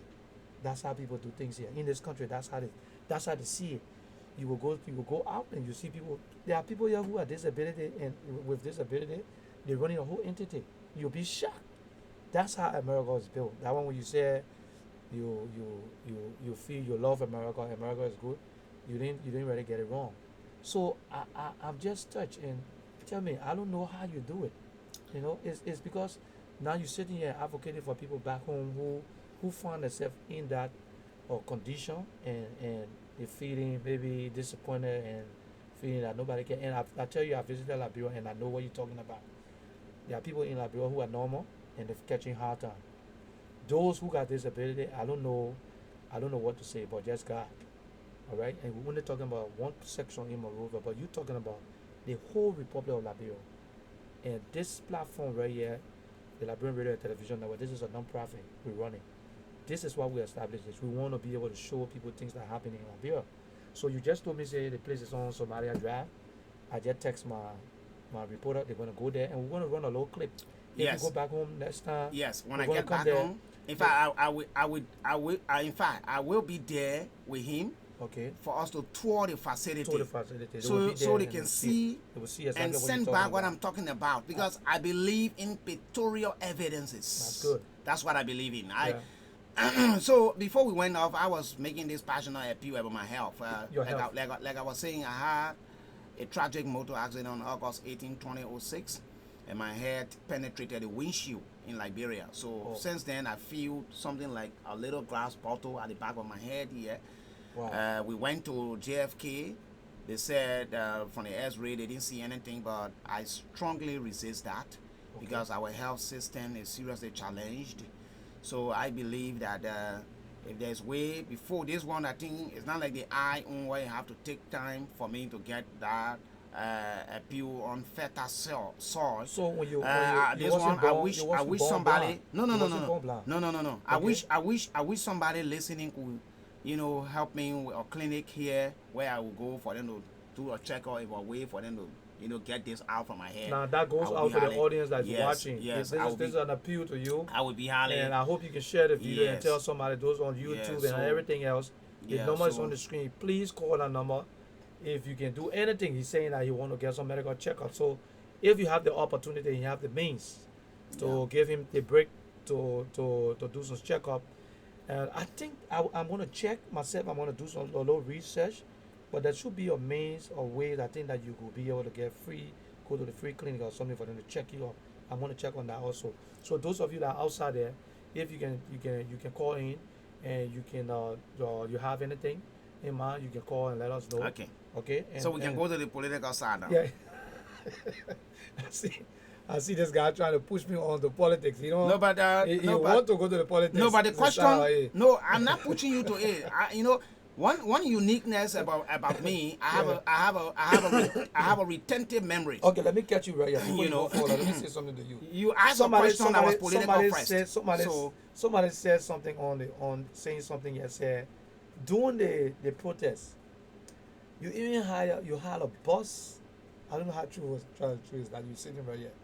You rented a bus and you took people over to the protest. Is that true? No, first of all, that's a lie. Oh, that's a lie. It's a fallacy. Okay. In fact, it's good that this came out. Okay. What I did, I took a couple of individuals in an 18-seater bus to the 18-seater. to the Rabat International Airport. Oh, on, Rabat on, International on Airport. May the 16th Okay, so maybe they got it wrong. to welcome Comrade Henry Pedro Costa. Okay. All right. And by the way, thank God that this came about, because I would have committed a crime without recognizing or referencing Comrade Pedro Costa for the role he played in my trip here. Yeah, I think he did some fundraising. Of course, he did tremendously well. Yeah. Where I was hosted, by the way, he has the biggest platform there home in Liberia. Yeah. And he hosted me on that platform. And I came in contact with a couple of individuals I didn't know, and they contributed immensely. Even he himself, he made some significant contribution to that. So it was good that that question came, but it's just that it came the wrong way. That's all. Okay. So I did not hire people in a bus to the protest. I wish I could. Oh, you're gonna do that? Of course, I would have had no apology for that. Okay. And I am going to be part of the next protest that is planning again. Okay. I will be part of that. I can't wait to get back home soon. Okay. Now let me ask you this. You just came from Liberia, and the news and the pictures that are coming out of Liberia is very disturbing. We understand that there are a lot of challenges, there are things going on in the country, but this, I think, past few months, there are a lot of killing going on in Liberia. What's up with the security when it comes to security in Liberia? What's your take on it? First of all, now finally we landed to the much talked about political discussion. Okay. Before we come to the killing of taking away of innocent lives in Liberia, let us first see the regime that is in power. The Liberian people did it to themselves, and I think this should not have happened to Liberia. The worst thing that has ever happened to Liberia is this government coming to power, ever in the history of Liberia. And I wish that this should never happen. The 2017 election, first of all, was a nightmare for Liberia. And I was involved. I know how things went. I know how the CDC won the 2017 election. What do you mean? But I will not want to go into a lot of discrepancy, and I want to discuss the issue. Okay. So I don't. What has passed has passed. As far as we're concerned, the CDC won the election. Well, they won the election. Some kind of way. Some kind of way. They won the election. Some kind of way. The result that came they were out. They were aided and abetted. They were aided and abetted by some element individuals. Some anti-element to positive change who don't want to see Liberia moving forward. So. They won the election through a fraudulent addendum listing. What do you mean in the system? So I don't know. No. I don't want to. That gets something straight here. Let me say this. No, that gets something straight. here. But we've been getting straight here. The Unity Party was the ruling party. They went for election. The CDC went for election with Unity Party, and the CDC won. They have a whole lot of different candidates on the ballot. CDC won the election. They collaborated, and they won the election. So the fraudulent you're talking about, when the result came out, CDC won the election. They won it, and that's the party that's ruling right now. No. So if they won a court, right? The low fraudulent and things you're talking about, they won a court. The result came out, and the CDC won the election. So Joseph. Yeah. Let me say this to you. According to our history, maybe the 2017 election will be added, but the two worst elections in Liberia happened in 1985. That was won by Jackson Fiado and was rigged by Samuel Kayando at the time. And the 1927 election that was won by Thomas J. R. Faulkner, that was rigged by Charles Dunbar Burgess King at the time. And these two elections I'm talking about, according to our history, made Liberia to almost lose her independence and her sovereignty. Okay. But I'm coming. Okay. Despite of the history making mention of these two elections making Liberia to almost lose her independence, and sovereignty. But if you go back in the history, it still tells you that Samuel Kayando and Charles D.B. King were president. It did not negate the fact that they were not president. Okay. So I'm telling you, Okay. the 2017 election, George Weah being president, does not negate the fact that the election was fraudulent and with flaws and as well as a lot of election malpractices. That is what I want the audience to get out there, those that are watching here. Okay. So now you're putting me now in a more fiery mood because I eat politics, Okay, let's I go back drink to it. politics, Yeah. and thank God the long-awaited political discussion is here. Okay. And I'm well fascinated now to get Okay. ready. So I think you, the moderator, you should now fasten your seatbelt now fasten my as we seatbelt, take okay. off the political jet. Okay, now let's Thank go back to the security. We're talking about security. Yeah, You we said come. look at Yeah, the party. You yeah, said we look at come. this Yeah, party. yeah, we come to the security. Okay. The reason why you continue to have killing in Liberia is just simple. The CDC collaborated with two political parties, right? The NPP, the LPDP, which is the Liberia People Democratic Party, that was established by former Speaker Jennifer Ellis Tata. Yeah, Ellis Tata. A party that just came to existence, and even you here who have gone and defeated them because they never had any solid structure. They just came to power just for the name that a party should exist. So I think the two political parties that had the number in that collaboration are the CDCs, or were the CDCs and the National Patriotic Party. Now, here is the reason why killing is taking place.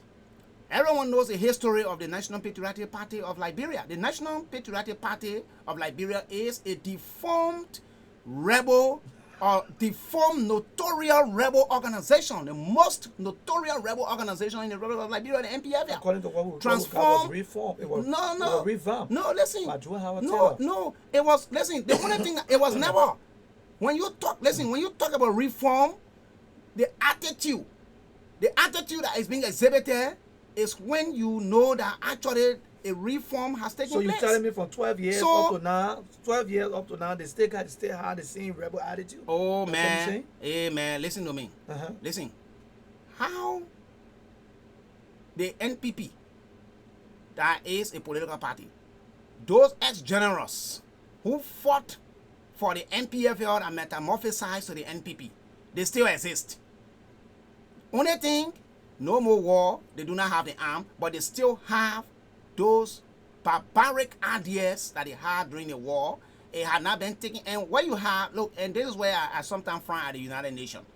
The United Nations, to some extent, did not help Liberia entirely. They did, but not entirely. Because those that were disarmed, their mind was never rehabilitated properly. So you taking the arm from the rebel soldier, I mean, that's another thing. But you need to have them demobilized and have their mind rehabilitated, which it did not happen. So they still live with that, I mean, kind of diabolic ideas that they had. It's still within them. Okay, let me So what happening now is that these CS generals are around.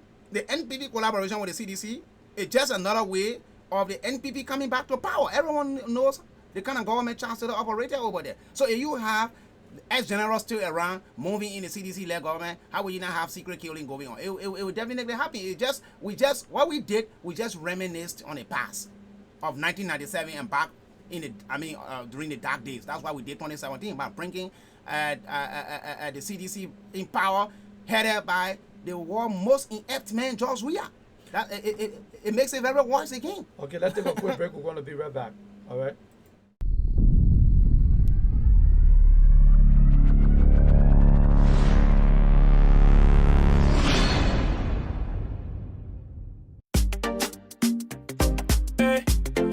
It was on the beat. Lord of mercy. Bam, bam, bam. Ha. Whoa, yo. Whoa, yo. Whoa, yo, yo, yo. Whoa, yo, yo, yo. D12 on the beat. The lamb up in there. The girl don't like my business. Oh, yeah.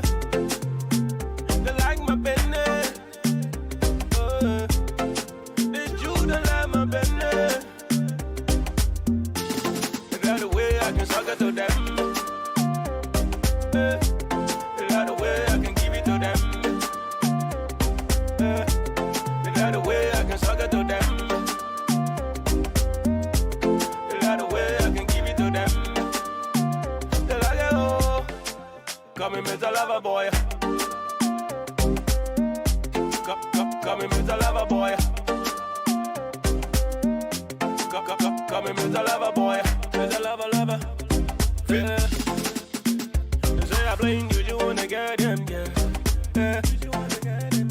They say I playing you wanna jam with them, yeah.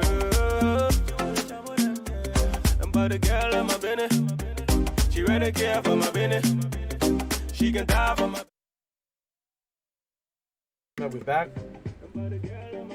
We are back, and we want to say thanks to the audience.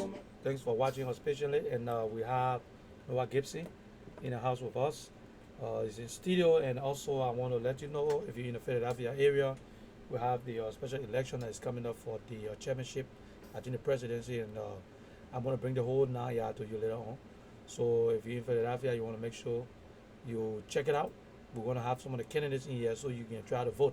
This is very important for us in the Philadelphia area. So okay, let's go back. We're talking about the NPP. Yeah, I was just telling you talking about the why killing too in much Kinabalu. killing going on in Liberia. You And that is one. Another thing that is responsible for too much killings in Liberia is impunity. The culture of impunity has to stop in Liberia, because you will see somebody will go and commit some heinous crime, crime that even tantamount to first-degree felony, and you at no time you will see the person out of jail.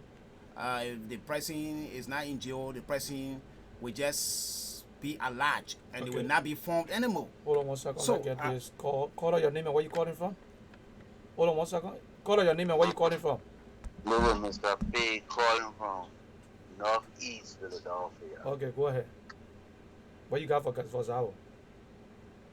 All I had to say, I listened to the argument over there. The man spoke clearly, the president spoke clearly that as long as he is the president of the unitary one-party state of Liberia, nobody will win. We understand that it is clear. Ellen Johnson Sirleaf was there. As long as Ellen Johnson Sirleaf wanted to make sure that she stayed there until her term finished, Openweya was never going to win, no matter how popular Openweya was. Ellen Johnson stayed there until her term finished. So a sitting president of a unitary government in Liberia, they can, as long as they are in power, nobody wins. According to what they want is what happened. They control the ballot box. They control the Treasury Department. All right. No. So you agree? Let him finish. So you agree with Noah Zawo that the Ellen-led government actually gave the election to election was given to the CDC? It's 100%. Ellen did not want it that way. Open would not win. The guy that was sitting there in New Georgia printing the ballot box, when he was caught, when they brought him, what did they say? Ellen said, "Nobody take that man. You don't want to leave." Okay, they let that man go, and Open won. Okay, now what Ellen said, and Ellen, whatsoever Ellen said, that's what she said. When the ECOWAS people came, they told her, and Ellen said, "Look, listen to me. I am the president here. What I say, that will go." And the people left and went. You see, they are not under any government, any democratic government, that the president is going to leave her or his vice president and jump behind the opposition. You've never seen that anywhere. But it can happen in the unitary one-party state of Liberia. So I agree with the young man. So that anybody who want to argue, let them go back and do their investigation. Let them go back and investigate and do their research about unitary government, how the unitary government works. Okay, thank you, caller. Thank you so much for calling. Okay, we'll take another call. Any call is coming in? Let's go. Go ahead, Noah. You want to respond to that? Yeah. So no, I think I dealt with that substantially. I was on the second reason for security, for the killing in Liberia, for mass killing in Liberia. I was talking about the culture of impunity has to stop. Right here in the U.S., that I'm sitting currently, I noticed that one thing that gets the U.S. continue to succeed is there is no culture of impunity here. I am not saying that nobody does wrong here, but I think you should pray that you shouldn't be caught. When you are caught, you want to pay the price. You can be even President Donald Trump here. You can be whoever. You're never going to get away with what you've done. Nobody's above the law. And nobody's above the law. You can see even the Attorney General that was appointed by Donald Trump. Yeah, he has his own independent mind. I mean, Trump does not interfere with him because he appointed him. Oh, the Attorney General. Yes. So just recently, in fact, Monday I was watching CNN here in Philadelphia, and I was very, very impressed what I saw. A multi-millionaire here in the U.S., Jeffrey Epstein, was arrested at Teterboro Airport in New York. In fact, he had a 14-page indictment already. On him. As soon as he touched down on his private jet from France, he was arrested by the FBI on an allegation of having 14 years old children being raped through some sexual molestation, and even going as far as making them to massage his body and using those children of the same age to recruit their peers. I'm coming. Let me learn with this. This man was arrested, and guess when did he commit that crime? He committed that crime since 2002 to 2005, according to the story. So he was arrested on Saturday. He behind bars. There's a multi-millionaire I'm telling you about. A man, if possible, that is even bigger than the entire Liberian economy or budget. So, but if this man can get arrested here in the U.S., if that were Liberia, you wouldn't have even heard it before even he would be arrested. It wouldn't have even come to the public. Or if it managed to come to the public, the first thing you would have heard people talking, oh man, I mean, as we say in our Liberian parlance, they just want to lie on our man. And you know, all the money that man get, and after what the man would be doing with those children there, they just want to lie on our man. You know, that is myopic, very myopic.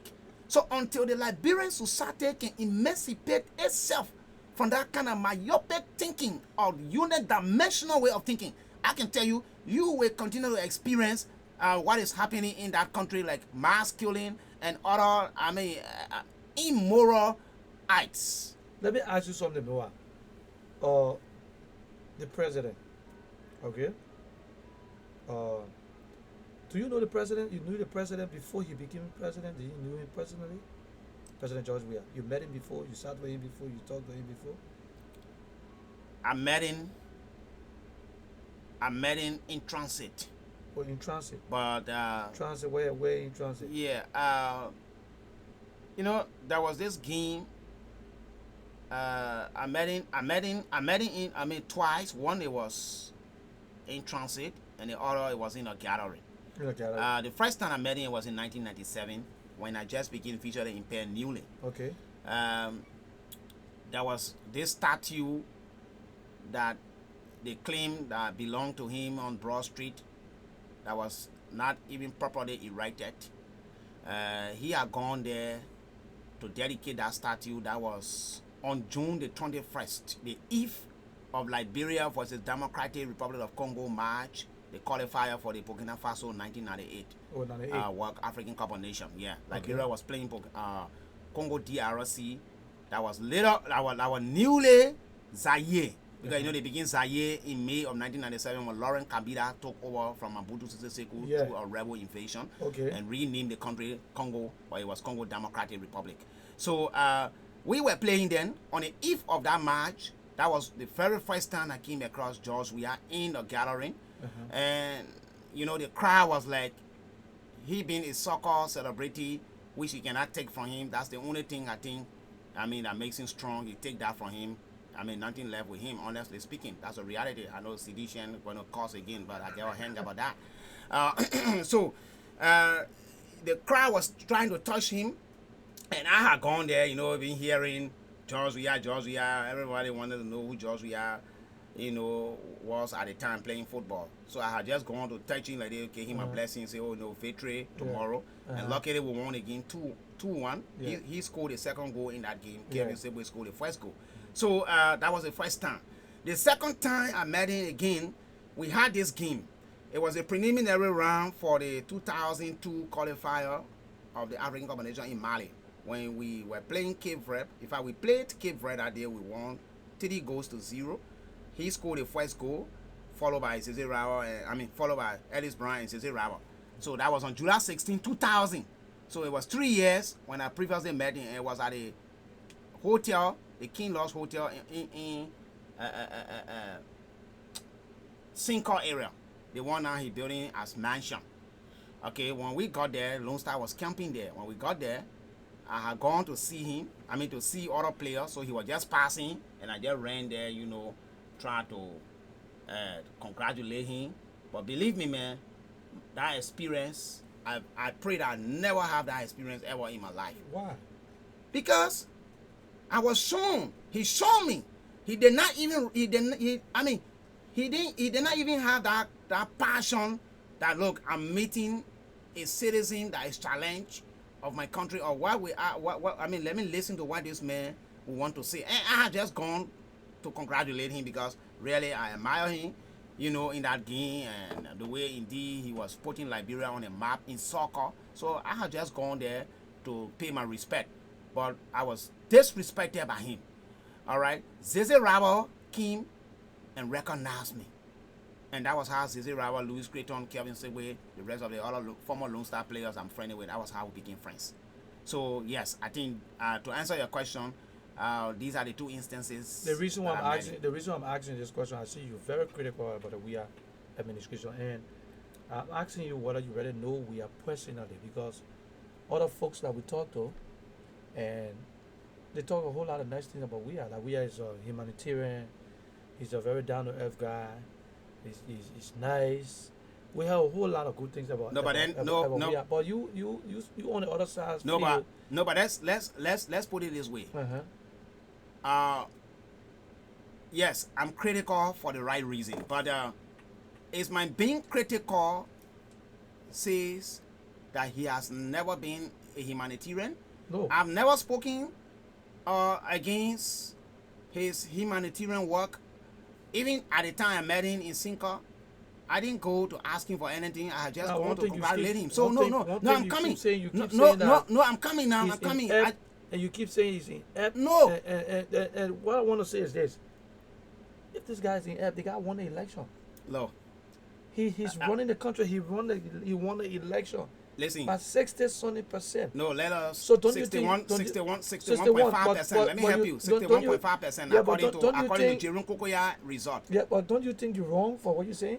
Wrong in what? That you keep saying that he's in Ep. Oh, no, listen. One thing you should understand. Thank God the America here, we got educated audience. Okay. So they will see the reality. If I'm speaking out of triviality, they will know. Look, somebody winning election, it does not take away their ineptitude. All right? Being inept and winning election, that's two different things. You could win the election based on ignorance. Yeah, but so no, I'm coming now. You also got to winning the election does not mean winning the election does not mean that he's not inept. That's what I want you to know. Our audience also know that you're from the United Party. All right? Yes, but you are from the United Party. I am, which I will never deny. You guys have 12 consecutive years as the ruling party. All right? And if the people can leave you guys and decide to vote for George, we are winning election, don't you think it says something? No, in the first place, I told you I don't just want to open some Bandura box. George Weah, look, I challenge you. George Weah did not win that election. How do you say George No, he didn't. No, he didn't win the election. I'm telling you. There. No, listen. Hey, my brother. Now, you see, I don't like to be repetitional. And you forcing me to be repetitional. Maybe for the sake of some audience who just coming on, I said something in which I'm about to say again. The 1985 and the 1927 election I know you are the two worst elections ever in the history of Liberia. Okay. Everyone knows how those elections went. But if you count in the history, it will tell you that Charles D.B. King and Samuel Kayando won these two elections. But it does not negate the fact that these two elections that we always talk about in our history were manipulated. In fact, history today tells us that these two elections, the 85 and the 1927 election, almost saw Liberia losing her independence and her sovereignty. But it doesn't negate the fact that Samuel Kayando and Charles D.B. King were never president. But what matters is how they became president. That is why we're talking. So I am telling you, I am not denying that George Weah is not president. George Weah's legitimacy cannot be questioned. No. It cannot be questionable. Yeah. For the fact that Weah won the election, even though he was recognized lately by our oldest traditional partner, the United States, Weah was inaugurated January. When was he recognized? June. By President Trump. That was when President Trump sent him a letter of congratulations. So it almost like it is almost like Joseph Anderson celebrated his birthday. He ate the soup, he ate everything. He had even forgotten probably which soup he ate. Then I say I am a friend to Joseph Anderson. Then 5 months later, 4 or 5 months later, I called Joseph Anderson. I said, "Oh my man, you celebrated your birthday January. Congratulations." I mean, that is, just like somebody trying to show your insignificance. Okay, now so this issue of we are winning election, look, I tell you, if my standing bearer Ambassador Joseph Imam Bouaka had not conceded for the sake of the Marxist, you got family in Liberia. Apparently, by now, you would have been talking about going for memorial service because Liberia was on a time bomb just as it is on a time bomb now. People would have died. There would have been electoral violence like the one you saw in Kenya in 2007. That saw the current president Uhuru Kenyatta and William Ruto go and the current vice president William Ruto of Kenya going to the Hague on allegation of instigating electoral violence. But thank God that there was not sufficient evidence to substantiate that, so they were released. Okay. So right. But at now you want because that's what I wanted to ask you. That was law. They went to court. It's what is no.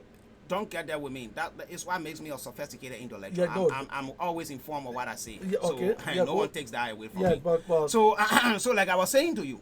Okay. The election in 2017 was going to plunge Liberia into serious calamity. Our standard bearer was not, somebody who thought that he must be president at all costs. He was only looking for an opportunity to serve.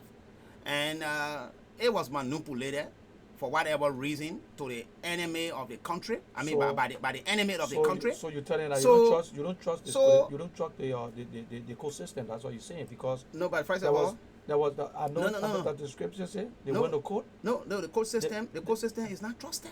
They went to court. But I just told you they went to court, and they went through the court, and the result came out that George Weah won the election. There was not sufficient evidence, that you said. There wasn't enough evidence to say anything, and we have won the election. Let's go to no. Listen, let's go. No. Wait. You just said something. No. You just said something. Who told you that there were not enough evidence about that election being rigged? If they were going to be enough, if they had enough.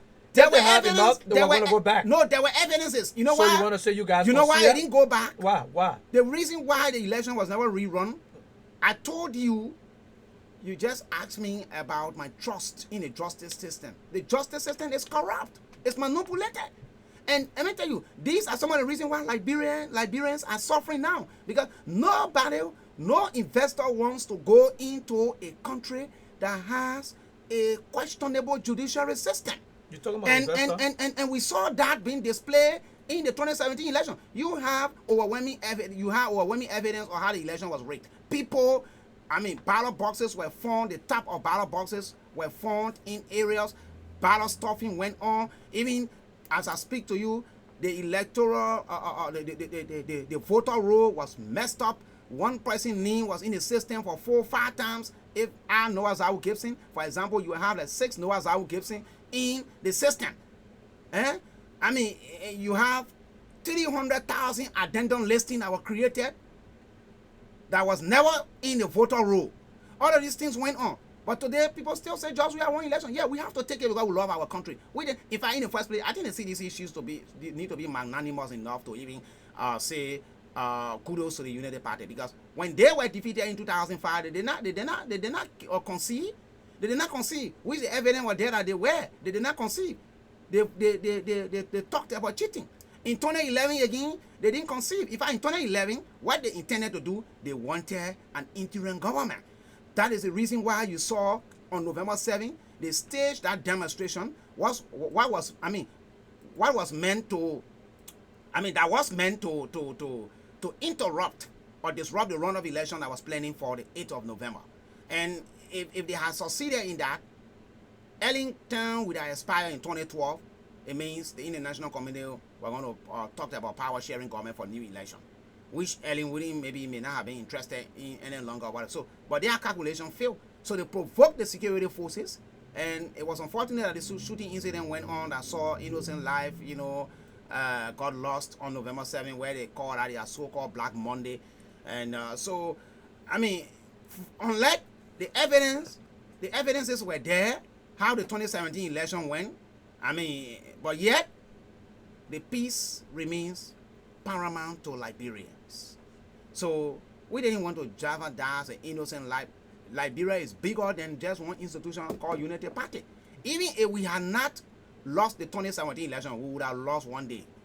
Unity Party was never going to be in power forever. So I'm not angry because Unity Party was defeated, but I'm angry because of the kind of hands that the country is in. The country is in the hands of group of jokers that call themselves leaders. More especially from the executive headed by the mastermind ineptitude man George Weah. Okay, let me ask you something.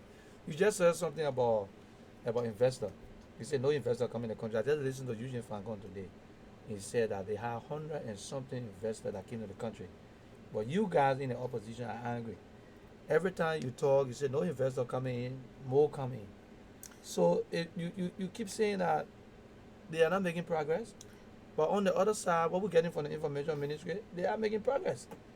They are making a lot of progress. So what do you mean by no investor coming in the country when the minister of the deputy minister just said today that they got more investors coming in the country? What you say to that? Look, I will tell you. The CDC, because I know you want to say. I know you want to say. Government. You want to say. Oh, what you expect Eugene Fan going to say because you're from the ruling party? No, I'm coming now. But also you from the opposition. The CDC, from the opposition bloc. CDC, so why should people believe you? The CDC-led government is an inventor of a university for lies. That's how I want to categorize them. Or that's the characterization I want to place them in. And what am I mean about this? These 100 investors that you heard Eugene Fancon talked about today, do you know when we've been hearing about them? The head of the National Investment Commission, the NRC, I just forgetting his name. He held a press conference in December of last year. He pronounced that those investors were already in the country since last year. They seen Eugene Fancon today that talked about the fake investors that he's claiming that are in the country. They seen Eugene Fancon held a press conference, an elaborate press conference about the failed Lrtn and Iboma loan that even placed the country image into serious integrity credibility with the international community. So is this the kind of individual you want to believe? As a professional journalist, you must be joking. You must be joking. You must be joking. Let me ask you something about the map of exercise that went on in Liberia. But you're talking about the fight against corruption now. I think that's where we're coming now. Yeah, let me ask you about this, right? George Weah. I mean, this is the guy who the people believe in so much, and they voted for him, right? He became president. What will you say when it comes to corruption? Well, what will you say when it comes to corruption? You think, let's say from 1 to 10, what will you place George Weah when it comes to fighting corruption? Because I listened to George Weah the trip for the map exercise, the 25 million that got missing, the 16 billion dollar that we're talking about. I know the president said anybody that will be found guilty and for that will face the full weight of the law. You've been in Liberia, you've been watching Liberia. When it comes to corruption, what do you think? What do you think the president stands when it comes to that? Look, the Lrtn government corruption was working, Okay.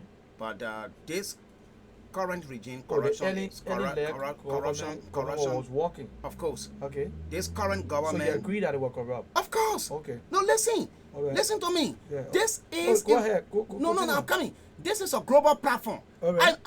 I didn't come here to speak from the prejudice perspective. Okay. I didn't come here to prejudice thing. I must be honest so the viewer should get a clear understanding of what I am talking. I didn't come here to be one-sided. The United Party government was not perfect. It was not rosary. Even the current challenges in the country, they created some. They created some mess as well. We created some mess. I must be honest with that. But the Lrtn government, like I said, corruption was working. But this we-are-led government is flying. It's not working. It's flying with speed and accuracy. Now, this takes me to the question you asked. What has he done or what is he doing when it comes to the fight against corruption? Absolutely nothing. That's just the answer. Nothing. Everything is just on the basis of false pretense. It's on a pretentious basis. He's doing nothing. And the first thing, how can he do anything when he himself, he's the champion of corruption? Well, how do you know that? He is. How do you know that? The reason I am telling you, you say, how do I know that? Then how do you know that? He deeds. Which deeds you talking about? He clandestine deeds. Then how? Why? Like how? Okay, coming to the mobbing exercise you talked about. It's under investigation, you know that? What kind of investigation? They got a team set up and they're under investigation. No, it's just a mirage. They're cajoling you. Leave that. Don't be cajoled by that. You are too intelligent to be cajoled by that. I am from there. I just coming from there. I'm telling you, I know what's happening. In the first place,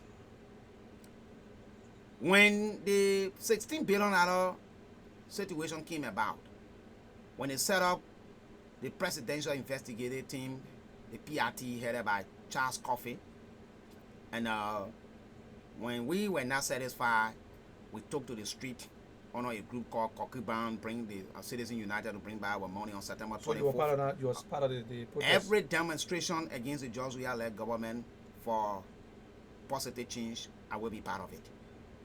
In fact, sometimes I feel guilty once I am not part of any demonstration that stands against the wrong thing that George Weah is doing. I feel guilty. So the next protest, you're going to obviously be in Liberia for that. I can't even wait to arrive in Liberia. Okay. So as I was saying to you, when they set up the team,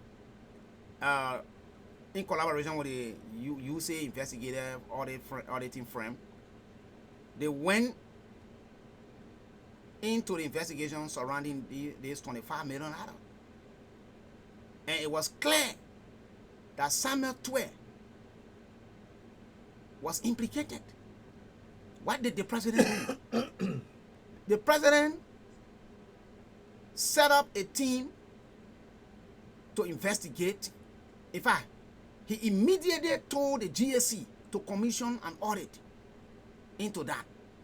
He told the audit would have been up, the audit report would have been up in a scope of 2 weeks. That 2 weeks took nearly 3 months.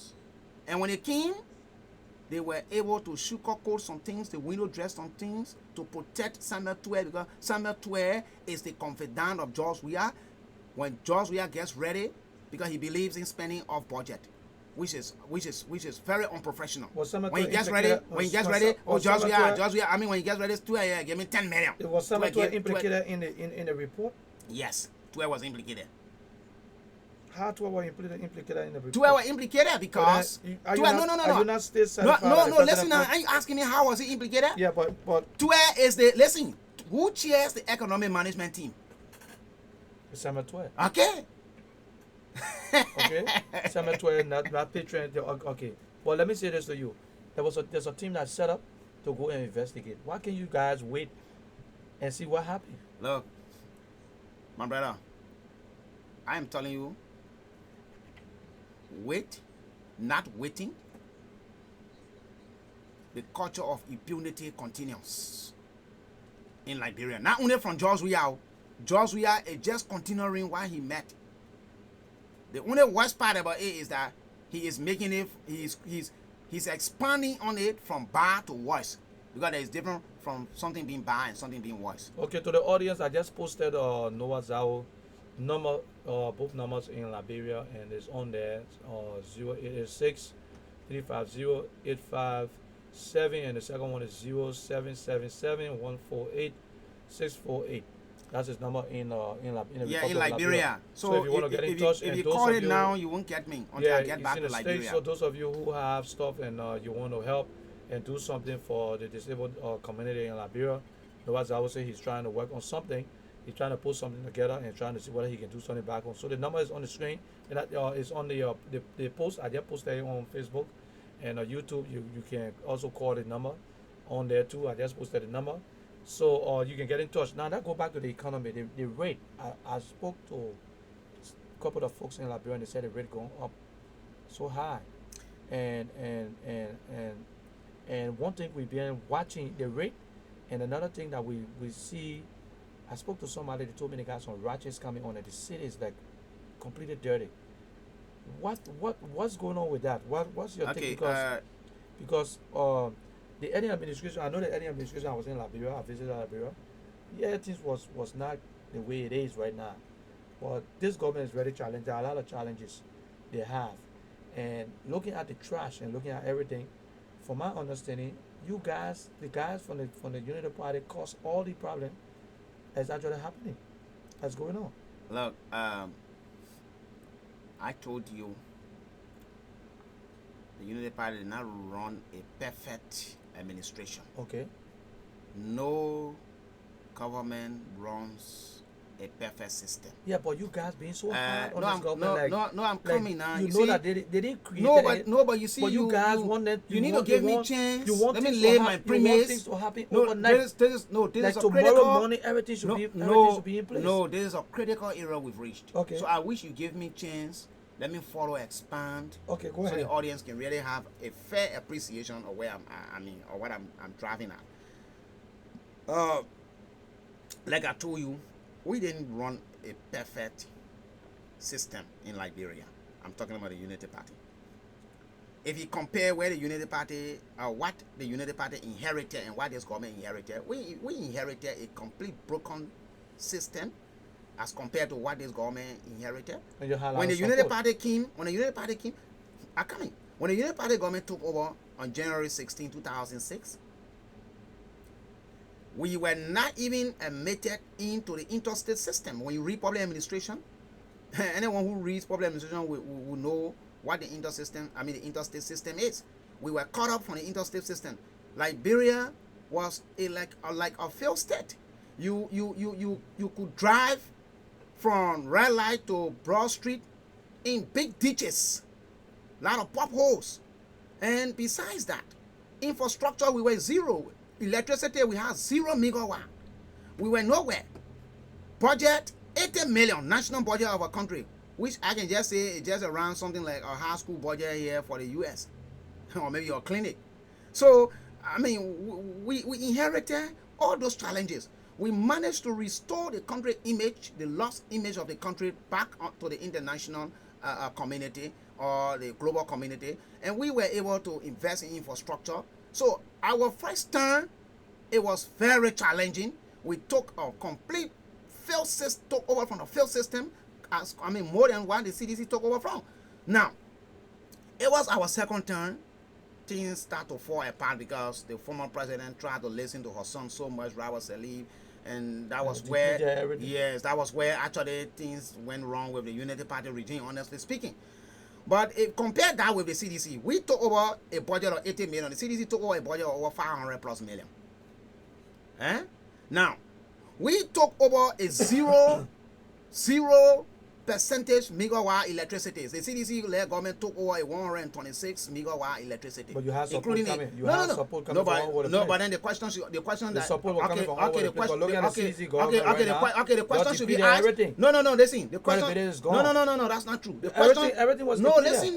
listen. The question that should be asked: who stops the CDC-led government from putting stringent policy measures into place, like the United Party-led government, to attract those same support that the United Party, was attracting? So you don't believe they are doing it? No, they left the country in a because the president said he took over a broke country. Okay, a broke country. All right. This is where there was nothing there. No, everything was to a standstill. So he scrapped right now, 1 year in a year, and so you've been there for almost 12 years. Okay, listen. All the support. No, you see, everything you have, everything you gotta be. Everything. You gotta be honest to this conversation. Of course. Because of course. When I'm saying you have to be honest, I told you. Listen, I gave a comparison as it relates to how did we take over, or where did we take over from, and where did the CDC government take over from. Compare the government. We took over a national budget of 80 million. They took over a national budget of 500 million. Yeah, but and then we also took over. We hearing a lot of debt. No, listen. There were a lot of debt. No, listen. There were a lot of taxes. Listen. You're talking about 500 million. No, listen. But the 500 million is not just sitting there. No, listen. You gotta create. You gotta generate that. It is. Listen, okay? Joseph. So okay. Listen. Even the 80 million we even took over from when I was also sitting there. Of course. So you have a lot of support. Everyone knows that budget is projection. Everyone knows that. Our budget is a cash-based budget. Budget that we run in the country. Everyone knows that. But my point here, I want you to understand is this. What you are not understanding. They inherited a system already that we put into place. The support or the supports that were coming from the global community for the United Party-led government, those supports were not coming because the people love the United Party government so much. We were putting system into place, policies that met international standard, which the international community respected. And you expect that to be done in 1 year, 1 year, 6 months? Yes, we did. Yes, we did most of them. Listen, we did most of those things in almost 1 year. In almost 1 year, 6 months. Most of those policies we put in. So right now you think that things are not falling in place? So for them, they didn't come there to put them into place. They were already into place. All they needed to do just follow them and improve on it. But instead, because they lacked the technical know-how, so they broke down everything. They damaged everything in the twinkle of an eye. Now, this takes me now to another question that you ask about he inheriting a broken economy. That's not true. You see, God never sleeps. This man told the world during his first State of the Union address. Yes. On January 29, 1 week after he took office, that he inherited a broken economy, right? Yeah. And what he said? Yeah. All right. On January 28 this year, which was his second annual message, he said what he met in January 2018 declined by 1.7% this year. So if he didn't meet anything there previously as you claim, how did it decline? Where declination will come from? That's the question I want on CDC. If you're from the CDC, and you are on here and you're watching, the number is on the screen. You can call and ask a question if you want to ask a question. Call and ask. Noah Zawa is in the studio. Call and ask any question you want to ask concerning national issues that are concerning the Republic of Liberia.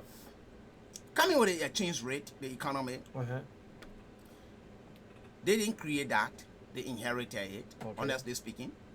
This started as far back as from the Ebola situation in Liberia, when Ebola struck in Liberia. Yeah. You notice businesses decline, investors pull out, and they draw down of oil mill, and natural resources drop, the decline in the prices of natural resources on the world market, such as iron ore. All the NGOs, so Madam Sally said these things, and the CDC said that it was never true. They in fact they poisoned the mind of the Liberian people that was false. But guess what? When they took over, just few months into their presidency, they start to give the same justification for the rate going up. So it means the United Party was telling the people the right thing. They misled the people. Something that they denied when the United Party was saying. Now they are now trying to give the people the same excuses. So my problem I have with them, I am not saying that when they took over the exchange rate was better because the rate was in 130. It was in 130 when they took over.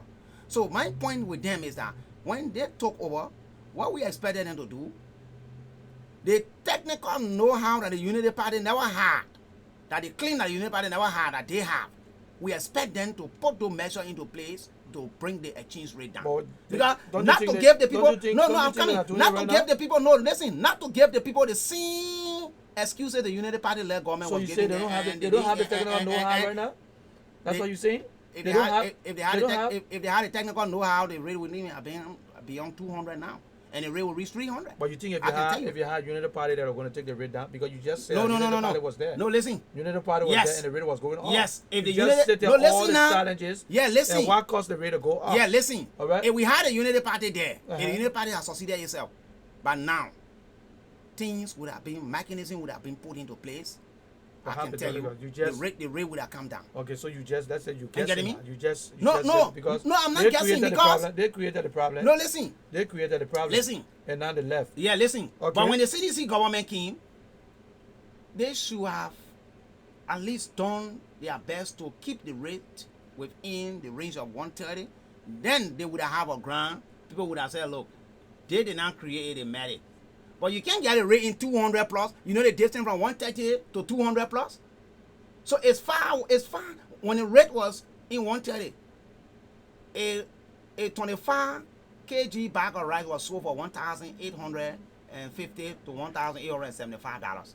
But now it is in 200. A 25 kg bag of rice is sold for $3,000. Okay, hold on. So you see the disparity there? Call out your name and where you calling from. Good afternoon, my brother. My name is Avi. I'm calling you from Massachusetts. Avi, Quebec Davis. Is it Quebec Davis on there? Okay, Avi, go ahead. Yes, my man. Noah, my man. Welcome to the States, my man. How are you? Thank you very much, Alvin. Yeah, Noah, my man. I sent you a text, but you didn't respond to it. You not too far from me.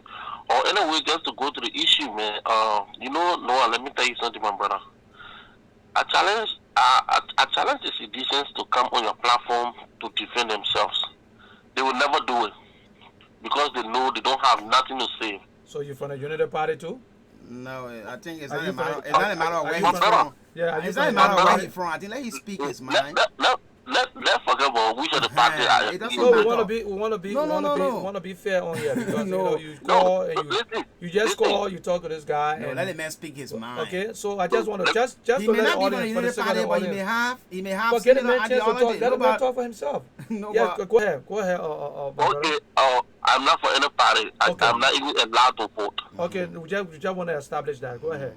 Okay, no problem. Noah, I've been following you for a long time, even from back home. And I even watching the page and see a lot of people writing some nonsense, but that is the business. Let me tell you, my brother. Noah, I just came from Liberia like a few weeks ago. Okay. When you cannot give a motorboat rider a truck to drive. That is the situation that this government have found themselves in, and there is no way that they can take themselves off. When you go to Liberia, it's like a no man land. Everybody is doing everything that they want to do. There is no direction because they don't know the technical know-how. They don't have the technical skills. So it was better than Eddington. That's what you're saying. Eddington was much 2 million times. 2 million times. Don't even do that comparison. 2 million times. But it's an irony. In fact, that is an irony. Accidental irony. And the funny thing about it is that the same thing that those guys, when they were in the opposition, they spoke against, they are even doing the worse than what they used to be talking. What they used to be talking about. The corruption is very high, and the corruption is glaring. There's nothing easy. You know, Ellen was corrupt, but she rather she did it on a professional skill. But this one, because they don't have the technical know-how, even to steal. All right, so it's like they're just stealing, and I'm so sorry for those Liberians that keep blowing the horn or keep bowing down to these guys. You know, it is so pathetic. But look, no, I will call you, and you are not too far away from me. Thank you for doing a good job, and brother, at least I hope. I don't know whether you will be here or you will go back. This will not be your first and your last I'm going time. back. I'm going back. Okay, this should not be your first time, your first and your last time visiting here. Keep advocating. You know the reason a lot of people are not educated. I'm sorry to say, so they are so blind. They have not traveled. At least you travel and see this kind of lifestyle, even not in the country, but even to our close on African countries, is you cannot even compare in nowhere to Liberia. That is just because they have like a dark clouds still on their faces. So continue speaking on, my brother. Thank you so much for your show, and thank you for the guest that want to know which of the party I'm from. No problem. I'm from the All Liberia party. Point of correction, I'm the host, and Noah is Okay, yeah, sorry. Yeah. I mean, I call you guest. Okay, I'm the host, Noah is my guest. Yeah, so Mr. Host, my own party is Liberia. Okay, thank you so much. Yeah, thank you, my brother. Okay, I got who on here is Hans Yancey. He's saying that guy talking is confused. That's why he's wearing dark glasses. The message you confused. That's why you're wearing dark glasses. I don't want the comments on here. Okay, the person say, "Oh, what's up, big brother?" Noah Zao, Gibson. This is and the host, Mr. Anderson. I am following you guys live from Bourgeois Island, Maserado County, Liberia, and thanks. Let me see. Thanks last day to the Liberian Radio and Television Network family for the live broadcast. Okay, and let me see the other person. Let me see who's saying something else here. The writing son, I know that French or that white writing, I don't understand that. Yeah, you so, passed. Yeah, so the other person watching from South Korea. Wow, somebody's watching from Canada, and we have most of our people who always fighting us in the Philadelphia area. Want to say welcome. We got Christian Marcos. We have I have Sharp is on there. Alma Salif, and I see somebody here, Gibson. The name is Gibson too. I don't know who Gibson is this, but it's Javon Gibson, and I think she's an American or something. We want to say welcome to the Liberian Radio and Television Network. We got our guest, and he's in here he's watching, and Noah is better sincere. They lost. Okay, so Noah, let's go back. Okay, now let's go to. Yeah, but I don't know whether you will have some time to really open the. I mean, let's hear from the audience now because I've been. The number is on the screen. The number is on the screen, and I'm giving everybody the opportunity to call. Let me respond to Arvin what he was saying. Before you say that the number is on the screen. Oh, okay. It's 215-954-135 or 75. That's what people calling. Oh, so if you see the number on the screen right below us, call that number. And you can talk directly to us, and you can give us your opinion and ask your question if you have. So go ahead, Noah. Yes, like I was saying to you, let me say a big thank you to Arvin for buttressing me. But Arvin, I'm not deterred about who writes nonsense or who doesn't write nonsense. CDC is the reservoir of nonsense. So definitely you will expect nonsense to come from there. I mean, you wouldn't expect any sense to come from CDC. You must be living in a dream world if you would think sense will come from CDC. So why would you think CDC will write sense? So it's nothing. I'm not surprised. I would have gotten surprised if they were to write. I mean, sense. The Unity Party too. So the Unity Parties do the same thing too. They always come and arrest two against, right? So what I want to say, to the guy I know hangs for who say I'm confused. I mean, I'm wearing dark shades because. I mean, it's what makes me confused. Yeah, I am confused because I'm exposing the ills of your slave master, George Weah, that you have enslaved yourself to. And that's the reason why I'm confused. But if I were blowing, I would have said that George Weah is Messiah, he's doing well. Oh, definitely, I would have been composed. So, in your description or definition of being confused, let me be confused until Christ comes. I accept that. Thank you. Okay, let me ask you something. when it comes to development in Liberia, there are a lot of development going on. I think you have a call. Yeah, hold on. Okay, let me see. Okay, call out your name and where you calling from. Hello. Yeah. Hello, Mr. Anderson. My name is Sunokone and I do call from Liberia. Okay, go ahead. Yeah, let me say hello to Mr. Jason is still there. Okay. Mr. Jesse, thanks for your collaboration. So I would like to ask you a question. Go ahead. Yeah, Mr. Lord Jesse, can you at least, can you please at least for a minute tell me what are some of the things that you really admire CDC for? Because almost all of what I've heard you said is almost against CDC. So have you ever seen something good out of CDC at least? And what are those things that you like to talk about? Positively about CDC. Okay, just stay right on the line. Just stay right on the line. Let me respond to that very quickly. The only positive thing I see about CDC, because you said what are some of those things you pluralize it. I only have singular for you, not plural. So the only positive thing I see about the CDC is their continual persistence in their nonsense. That's all. Okay. You listen to that? That's the only thing you see about CDC?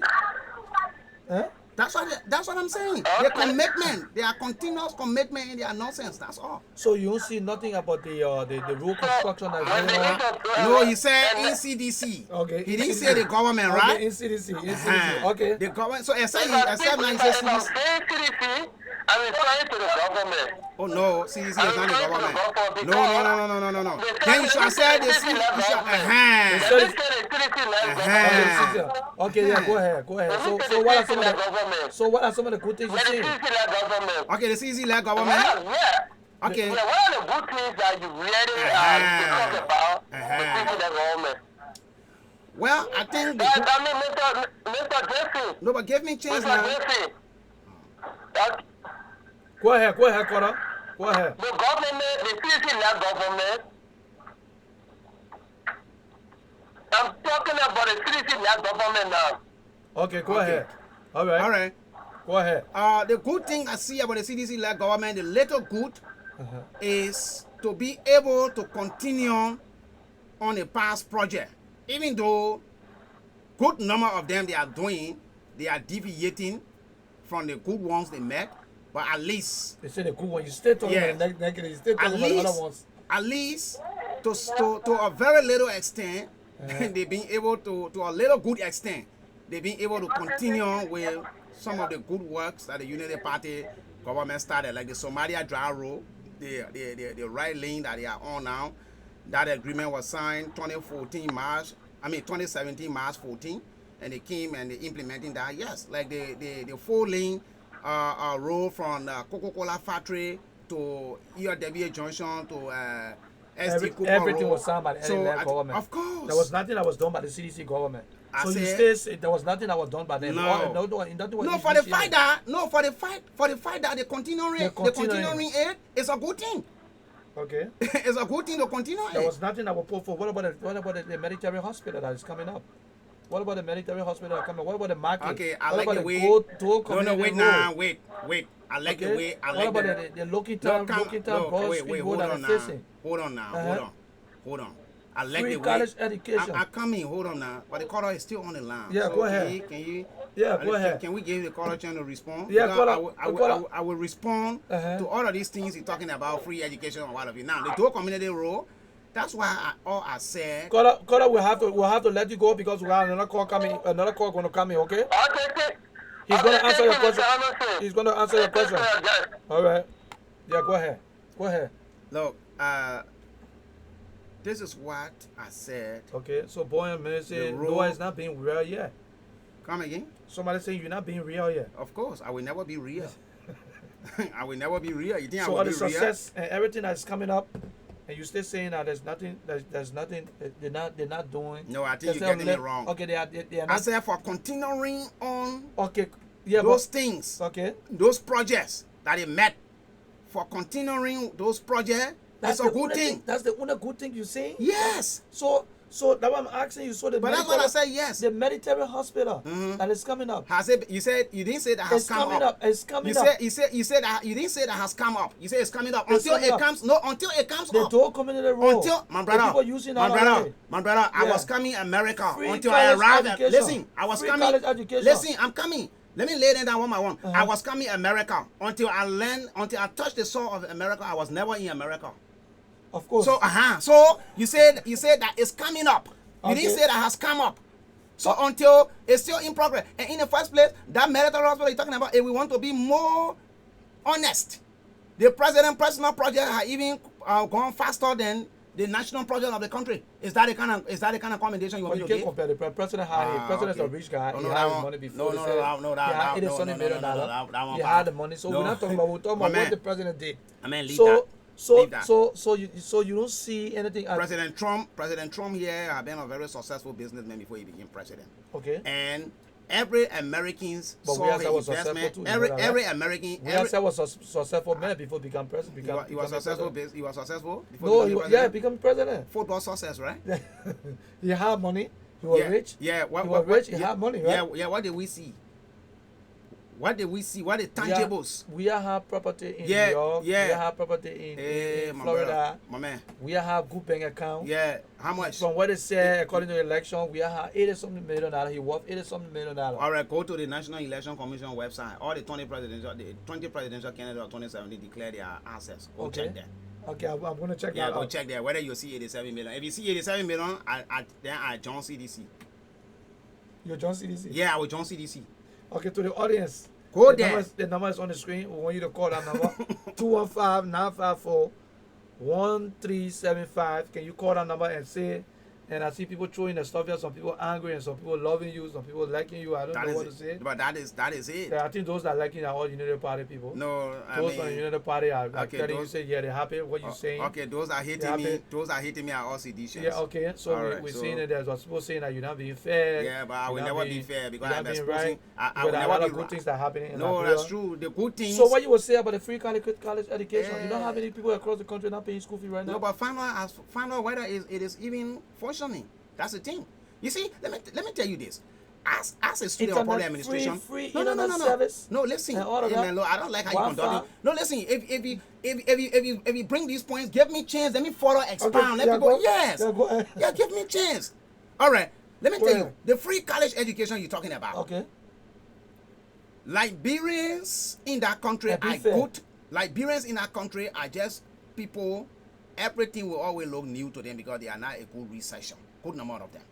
Now, the George Weah government was not a very first person to even pronounce higher education free. He was not the first to pronounce free university education. We from the United Party did it. The Lrtn College, the Lrtn Medical College. The Lrtn government declared the Lrtn Medical College free. You know what she did when she came? She saw priorities areas. So what she did, she knew that we need more doctors because when she came, we just have something like a little over 50 doctors in the whole country. Just imagine that kind of disaster. So what she did, she declared a free tuition for the Lrtn Medical College. Even with standard, you have to meet a GPA of 3 points, at least, to be eligible for that scholarship. Not like the CDC government who doesn't believe in standard. They say, poor people spoil the country. That's a platform if they want on. But the Lrtn government attached standard to that. So what would they say about those who are getting free education from the Lrtn Medical College? That what? Who did that first? We were the one, and we were able to sustain ours. Today, it runs up to now, and they were getting 200 USD as stipend to encourage them to study.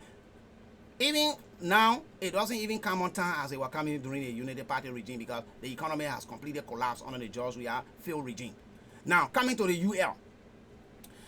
When he went on October 24th of last year and made that empty pronouncement that all public colleges and universities should be free. If you read public administration, there are 5 stages in formulating policies. That was in violation of all the 5 stages. The US that I'm sitting here, since I've been here, the 1 month I spent in the US here today makes me 1 month as I wound down my visit to get out of here back to Liberia. I never heard any free university here. I know people go to school here from, through student loan. Yeah, they got scholarship. Okay. And they'll give Yeah, you. through student loan as well. All right. But unlike you took over an economy that was seriously challenging, you come and declare free education. You don't even. Just they not even know that you don't politicize education. There are two critical areas in the country you don't politicize: education and health. You don't politicize the two areas, you will run into trouble. So he just thought by making that mere pronouncement, it means that he would have been the most celebrated president. Today, as I speak to you, students of the University of Liberia go to school. Professors don't even come to teach because the tuition that was helping with the operational aspect of that university, he's crashing out. So even look, $4 million. They just give $4 million. No, listen to me. No, listen. I think except now maybe they added 500,000 more. But when I was there, he said 3.5 million. That was what I heard. Yeah, so I think if I'm gonna just say they get something, they give school fees. And Yeah. they talk about the Wi-Fi. Yeah. They talk about the listen, people going to school free and all of that. Yeah, listen now. That's what I'm telling you now.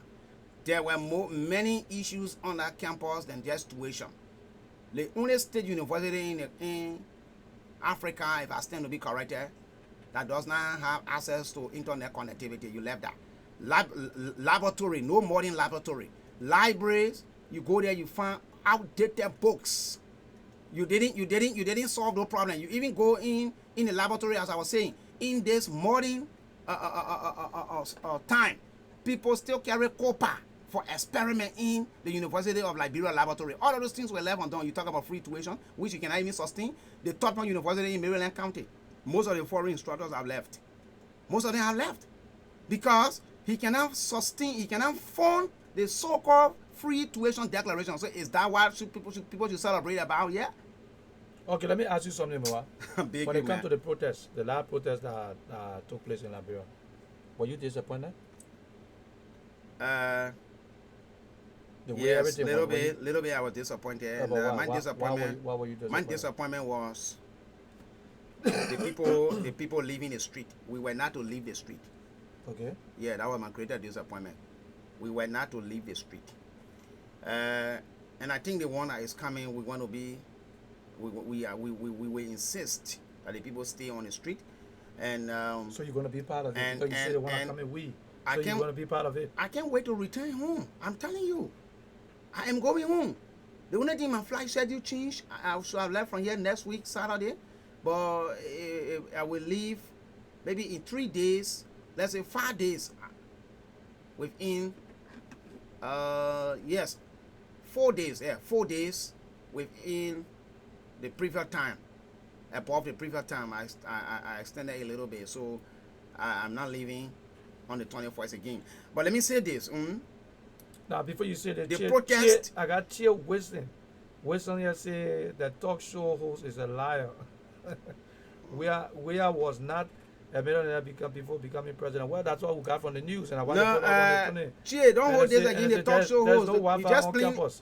He said there's no Wi-Fi on campus. That's what we got from the Ministry of Information. Eugene Fangon. No, but that's what I told you. Eugene Fangon keep saying that. No, but this is Wi-Fi, okay. So now, free education. Yeah, they so pay wire free. They pay wire fee. Okay, so no, and all of that. No, the president said waxy fee. Yeah, he said they pay wire fee and all of that. He said waxy. So you saying I'm lying, but we getting our information directly. No, but you see.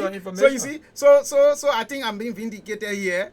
Even though my nonsense are talking according to seditions, but I'm being vindicated because most of the text messages you're getting are people who are at home and who are going into it. But the only problem I have with Chie, this person said you're a strong member of the Unity Party. You guys are never satisfied, and all you're doing is to bring George Weah down to his knees, and it will not work. Who's bringing George Weah down to his knees? That's what they're saying. I think George Weah is bringing himself to the knees because somebody with Rebecca Wilson said Noah, thanks so much for this broadcast. I hope we will see you again. We will see you again very soon, Rebecca. Very soon, Rebecca. I'm coming with fire, real fire. And I think for me, the solution now in that country is the government needs to go. So that's what you bought down to? Yes, the government needs to go. George Weah needs to step down. Why you I want the entire world to hear this.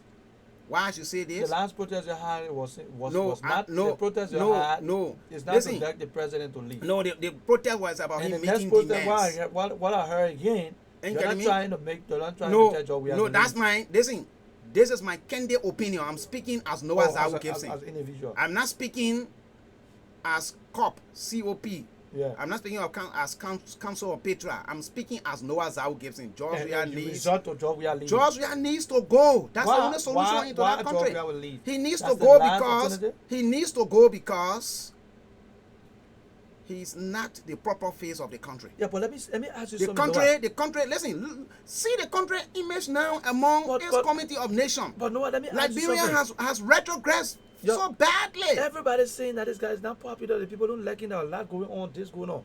But whenever George Weah appear to a rally or something, see the amount of crowd that be there. The strategy is just simple. Everybody come up. The strategy is just simple. The people love this guy so much. If we are a PS places like the CDC party headquarters that does not even take close to 20,000 pressing, you even carry 15,000 people there, it will look like the entire Monrovia is there. So I mean, what big about that? There's nothing big about that. Did you saw the launching of On the 22nd that was overcrowded. of June? It was crowded. No. How many people was there? I don't know what your definition of being overcrowded. People were there. Putting few handful of people right on the street to block traffic to make it look like it was crowded. You know when that place started getting packed? 5 p.m. They started to bus people. They took people from some neighboring counties, pay people, put them on buses and took them there. Somewhere around the CDC that I know or that I knew back then, when they say they're locking down Monserrato, they will lock down Monserrato. That was the reality. But was it in the case of that day, June 22nd? You must be joking. Come on, man. Let's talk something real here. George Weah needs to go. I'm telling you, I'm clear about this. And I'm sending this message clear to the diaspora Liberians here. If you sit here and thinking that positive change is coming through George Weah in Liberia, you are not sorry for your people back home. You better join us now. Join this revolution. Join this revolution that some of us are championing home. And this is why I am of no fear. I'm going back home. Okay, somebody say your hate for the president will make you insane. We're going to take a little break and we'll be right back. I agree. We'll take a little break and we'll be right back. Daddy made it. Baby, sexy and back, talk it. Look at her front, talk it. Look at her back, talk it. Look at her side. When you see Buju, you know that. Did you see Buju and holla? Did you see Buju and run away? Baby, making some US. That girl carrying some US. Wanna sexy, come over now. Sexy mama, yeah, yeah, yo. Laga, liso. Look at you. Look at you, na.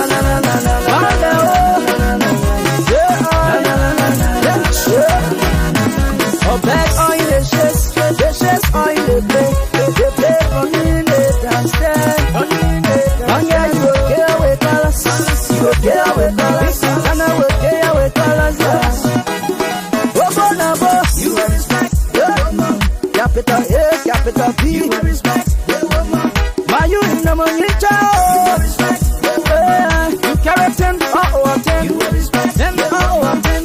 Now who can pop on now, baby? Let it try it now, baby. Now who won't compete now, baby? Let it try it now, baby.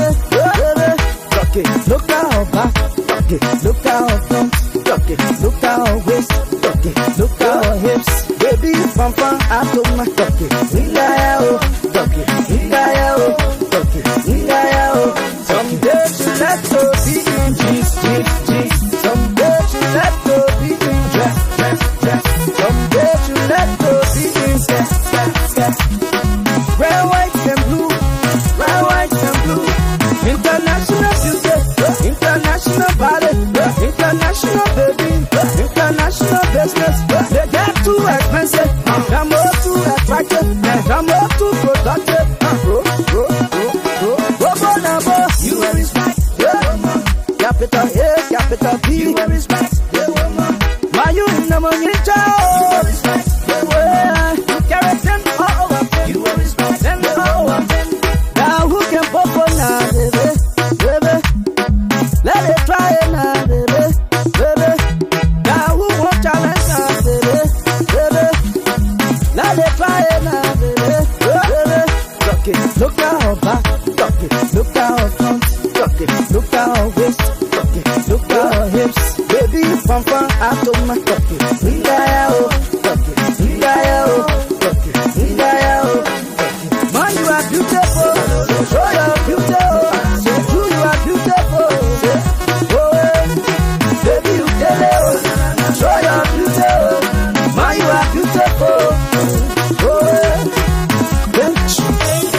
chicken, yeah. Okay, we want to say we're back and we had to take a quick break. We're in studio with Mr. Noah Gibson. Now I've been asking people to call in and ask a question to Mr. Gibson, and the number is on the screen. A few people call. If you want to call in, you can still call in. And I'm gonna have Mr. Gibson just to give his little, take on tell her a little bit about his. I know he said he's gonna be going back, and I know he's supposed to be going back to what you say, New York, right? New York. Yeah, it's New York. I'm going to take off because my flight is my flight schedule is to the John F. Kennedy International Airport. Okay, yeah, so you're gonna it's where I landed and it's where I'm taking off from. Okay, so you're gonna be in New York. Now, those of you who live in New York, if you want to meet Mr. Gibson and talk to him, yeah, you can find me to Staten Island. Staten Island. Most of the time, I think 350 Vander Brown. Okay, most of the time he usually use his Facebook, his messenger, right? Yeah. By Tuesday, I will be in Staten Island. Yeah. So okay. So those of you that are in Staten Island, you can call him on the messenger, right? Yes, messenger. You call him messenger, you can get him easily. That's what I usually use to call Mr. Even now, as I get home, they can call me now on messenger when I get home. Right. Okay. Here so those of you that if I left it on. Yeah. So, those of you who want to contribute towards some of the things you were talking about concerning the disability in Liberia, you can reach him too and also talk to him directly. And the number on the screen, you can use that number to call me, and I will try to get in touch with him. And mostly, I would appeal to everybody on here. The situation in Liberia concerning disability is it's sad. It's very sad. There are a lot of things in Liberia that you will not believe. The people are lying. You will not believe some of the things that happen in Liberia. And I met individuals who I talked to who trying to make some effort in Liberia. I know somebody got some nursing home. I've been talking to people, and that's what I'm so glad that we're finally in Liberia. And I'm gonna have my reporter going to places where they can go on the ground and show some of the things that's actually taking place in Liberia. So Noah, you have any department comment before we leave? Yes. Talk to the people before we leave. Let me recap some of what I stated when I started. Okay. Actually, the disabled mass needs help in Liberia. Okay. This is very serious. Disability, to some extent, is inevitable. I would say definitely some of you are growing older. Old age is another form of disability. Yeah. You will get old and you will need to be assisted. So I'm kindly appealing to you people, whatever you can do. Even some of you who don't like me, you're not doing it for me. So you can't say because you hate me, so the other disabled people should die because I'm the face of them, specifically the United Blind Association. You're not doing it for me. For me, to some extent, if it left where I alone, I will go back home and advocate for scholarship to have an advanced study, which I will be doing soon. Because I don't believe that I'm educated on a very serious note. To some extent, I'm educated to a very little extent because the education in Liberia is seriously challenged. So I want to see myself get educated right here in the U.S. where I see real quality education. But please help with people with disability in Liberia. The two immediate assistance, or the immediate assistance that we need, number one, food for the blind kids to the United Blind Association main campus to LPRC So that's a serious thing, right? No yes. food. They hardly eat. I did a video, go on my Facebook page, watch some of my videos. I have a platform call Conversation with Noah's House Gibson, Boy Milestone. You want the regular observers, even though you just wrote your crap that you normally write under my video as usual. But that same place you can write the crap that you have just written. Go there. Go and see some of my videos. The June 8th edition and the June 6th edition. Go there and watch them. No, June 5th and June 8th edition. Go there. You will see the video I did with those blind kids when I was coming here to the US. See them. You will share tears. There were some of you made promises when I was in Liberia. Up to now, you didn't fulfill your promise. Please, if you can't help, don't just make empty promise, because this is a very serious. It's not about me, my people. It's not about me. Like I told you, every cent you want to help with, believe me, send a team in disguise to monitor me. Because perhaps if I know that you're monitoring me, maybe I will say, hey, let me do the right thing. But what I know, I will not be championing a fight against corruption and I'll be corrupt. That is complete opposite to what I preach or what I am preaching. We need to save the blind kids. We need to save their future. They are Liberians. They are human beings. They got the same bloodstream running in your vein. Life is unbearable for them in Liberia. Yeah. Specifically the United Blind Association. So we need to feed them every time. How for them to eat is becoming difficult. And number two, we need to construct a very good campus to take them from that LPRC. In fact, that place they are situated is an industrial park. They are just squatting there. You're talking about just LPRC, but you're talking about across the country. You No. have a whole lot across the country. No, what happened? Listen, what happened? We gotta do it. We gotta do it by segment yet, because mind you cannot overburden the responsibility to the donors. Of course. Let the donors let them have a starting point, and let them be able to see a dividend. I mean, not just a dividend, but let them be able to see a trickle down effect to where they spend whatever cash they are planning to spend. Are you planning on engaging the government You see? when you get back? Like after coming to the About what? Engaging the government for what? After coming over here and experiencing some of the things that the people were saying over there. Hold on, I got a caller that coming in. Caller, your name and where you calling from? Hello? Yeah. Caller, your name and where you calling from? Anderson? Yeah. Yeah? How are you? Yeah, hi, Abba. How you doing? Yeah. I'm back. Okay.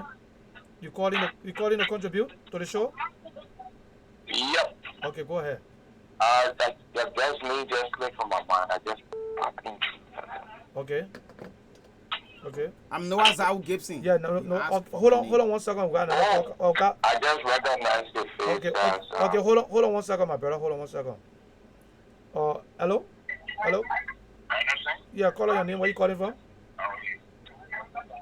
Yeah, hello? Yeah. Can you lower your volume and talk to us, speak to us? Ignore it. So, hello?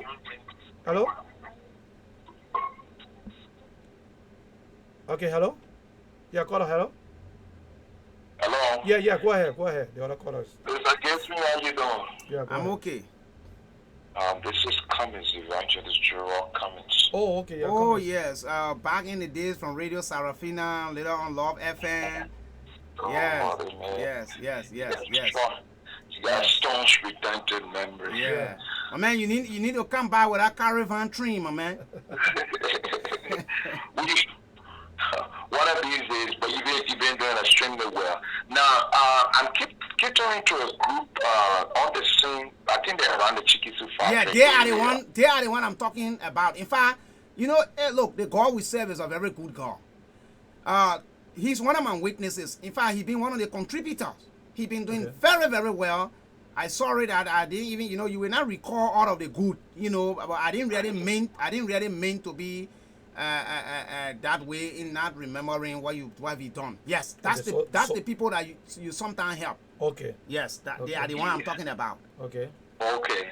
Yeah, because currently I got 15 bags of rice that's supposed to be going to your. Amen. Thank and God. I hopefully by the grace of God, if all goes well, it might get there before the 26th. Oh, that's good. Thank God for that. Yeah, so I was wondering when he said LPLC, I was thinking, I said, so what the group, they said another They group are the somewhere one. around the M. They are the one. They are the one. Yeah. Thanks Yeah, to God. quite recently, I think we made a contribution of 10 bags and yes. I think 10,000 yes. US dollars. Yes, I'm aware. Yes, I'm aware of that. I'm aware of that. I want to tell you thank you. I was just sitting a few minutes ago airing something on my television.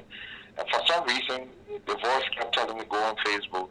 And so I said, when I went on Facebook and I saw you, I mean, you people are doing extremely well. I think it was through you. I was listening to Radio LIB. I wasn't on the air that day. And I was listening to Radio LIB. And you were talking about the plight of people living with disability, most especially the blind people in Liberia. And I sat down for a long time and I said, God, I want you to bless me to be a blessing to these people. I want you to bless me to be a blessing to these people. And I must commend you for all that you continue to do, your stand against corruption, the stand to make sure that people living with disabilities, meaning that the blind folks and the kids in Liberia, that, you know, we see some transformation in their life. It hyped me because I recall every time I would go to Echo Bank or LBDR Bank, the blind folks would be there sinking and they're begging for arms. Okay, Mr. Cummings, 1 minute, sir. Hold on, the building. Hold on one second. Mr. Cummings, hold on 1 second. Let me take a quick break. Hold on the line. Let's take a quick break. We'll be right back in 2 seconds.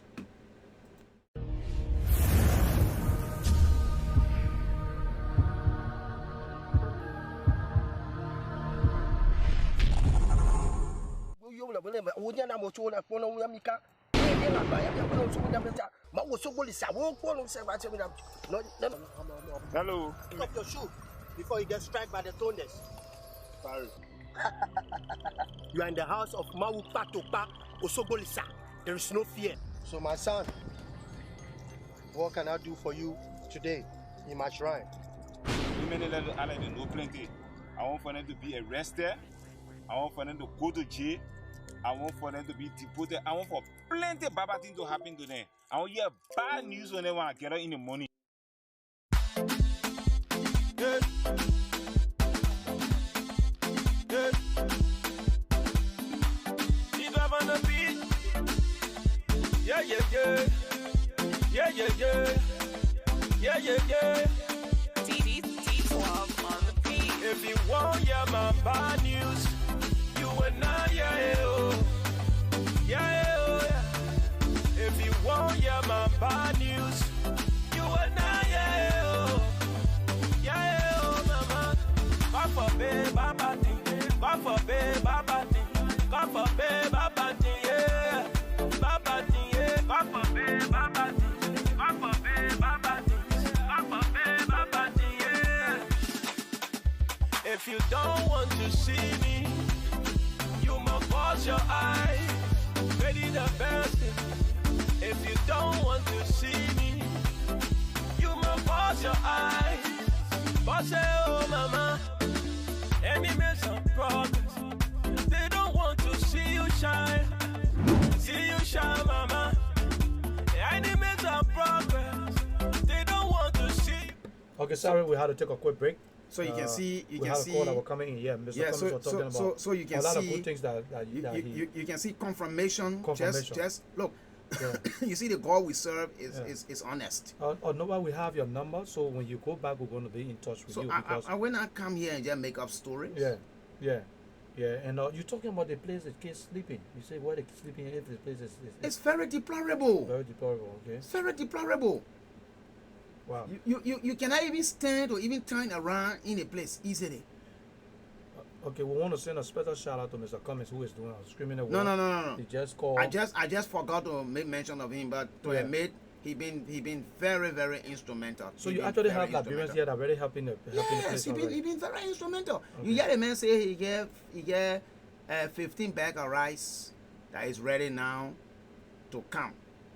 So I mean, thanks that I think my advocacy is falling on fertile soil gradually. Yeah. I mean, so somebody's calling. Yeah, caller, your name and where you calling from? Hello? Yeah, caller. Charles.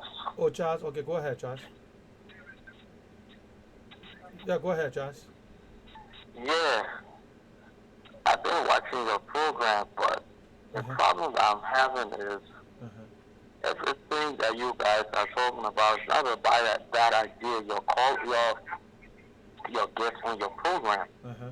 Whatever he's saying is a good idea, but the question I want to ask, Okay. government always have to play a lead role. Where's the government in everything? I didn't get that question. Yeah, Can you so, read? Can you help say me? again. I feel my question is, don't get me wrong, it's a very good thing that Liberians are teaching him to help. But the question that I have, government still have to play a lead role. What's the government in all of this? Look, you know, it just because you asked, so I will answer you. I think that question belongs to the government. Please don't get me wrong. I don't mean to be some way,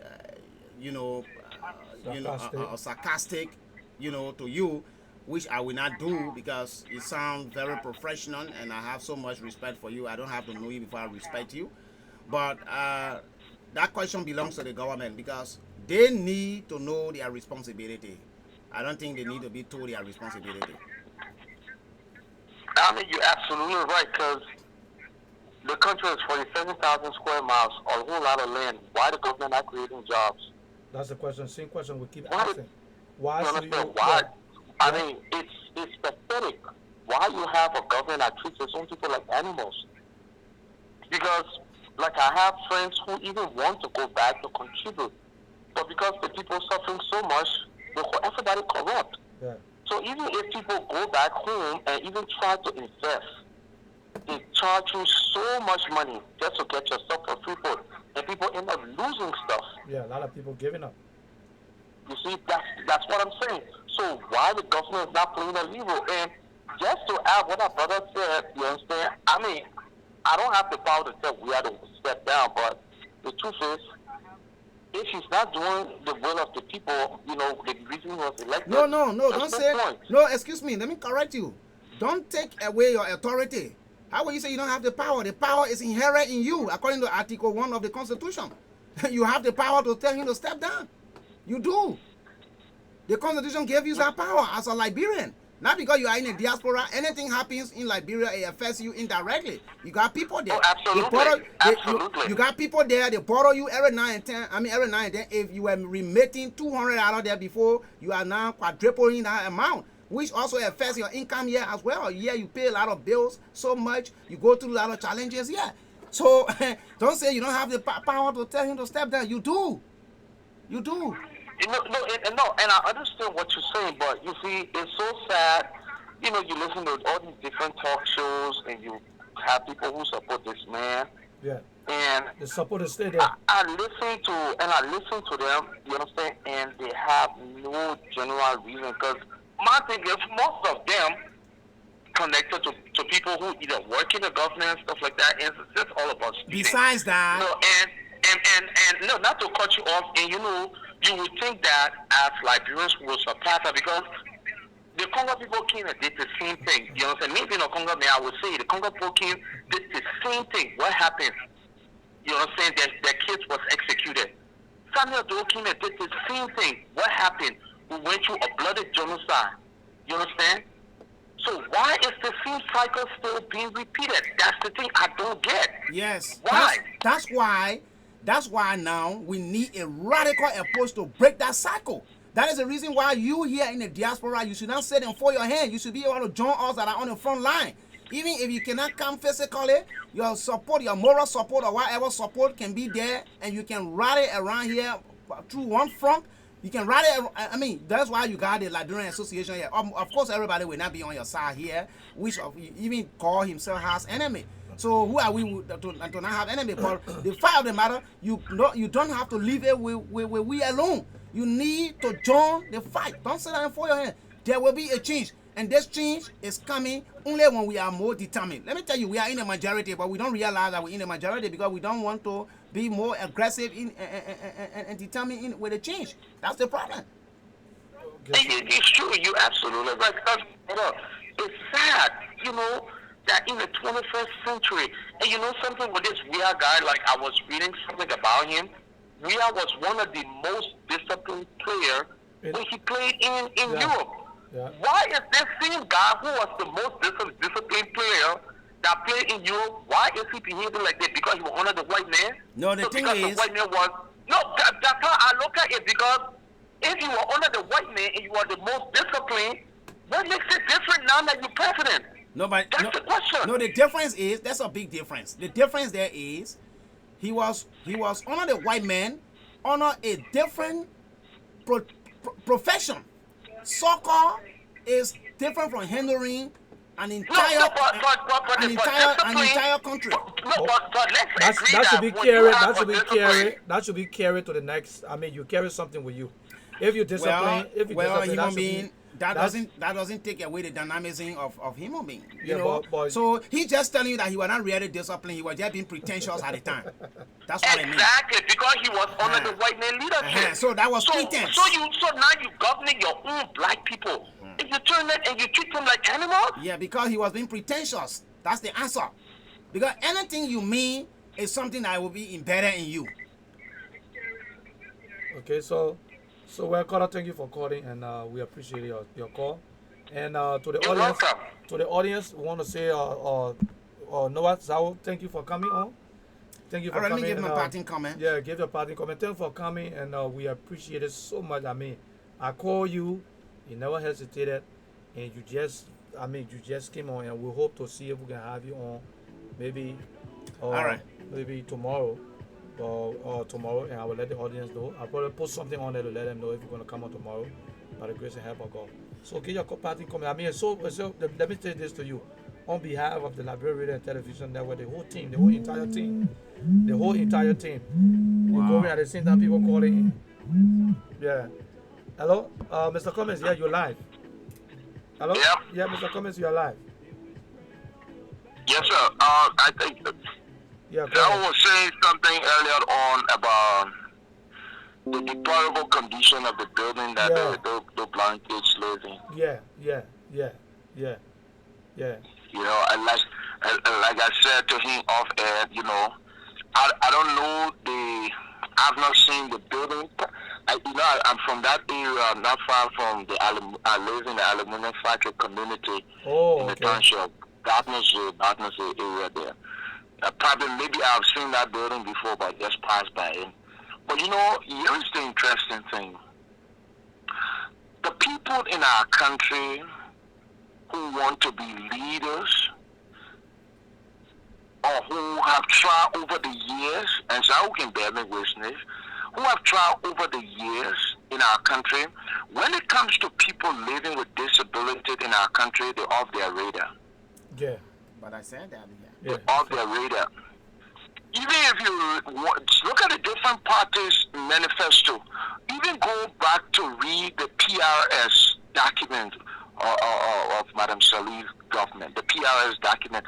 Look in that document carefully to see as to whether you see any phrase or verb or anything that talks about people living with disability in our country. Hey, Mr. Cummins, you're absolutely right. Yeah, I never thought of that. I mean, you're absolutely right. Oh, but my brother, Zao will tell you. No, that's a reality. I tell people, when you sit behind the microphone in journalism, there's something called put your mind in gear before you open your mouth. I put my mind in gear, then I open my mouth. Yeah. Because I will talk about things that people don't want to talk about. Yeah. Whether be a corruption on the other side of the street, I will talk about it. And it's very painful. I work with people living with disability. I've read programs, I've seen the implementation of different programs in our country. But as I would tell you, there are blind folks in that country. They have been working with kings for the past 6, 7, 8 years.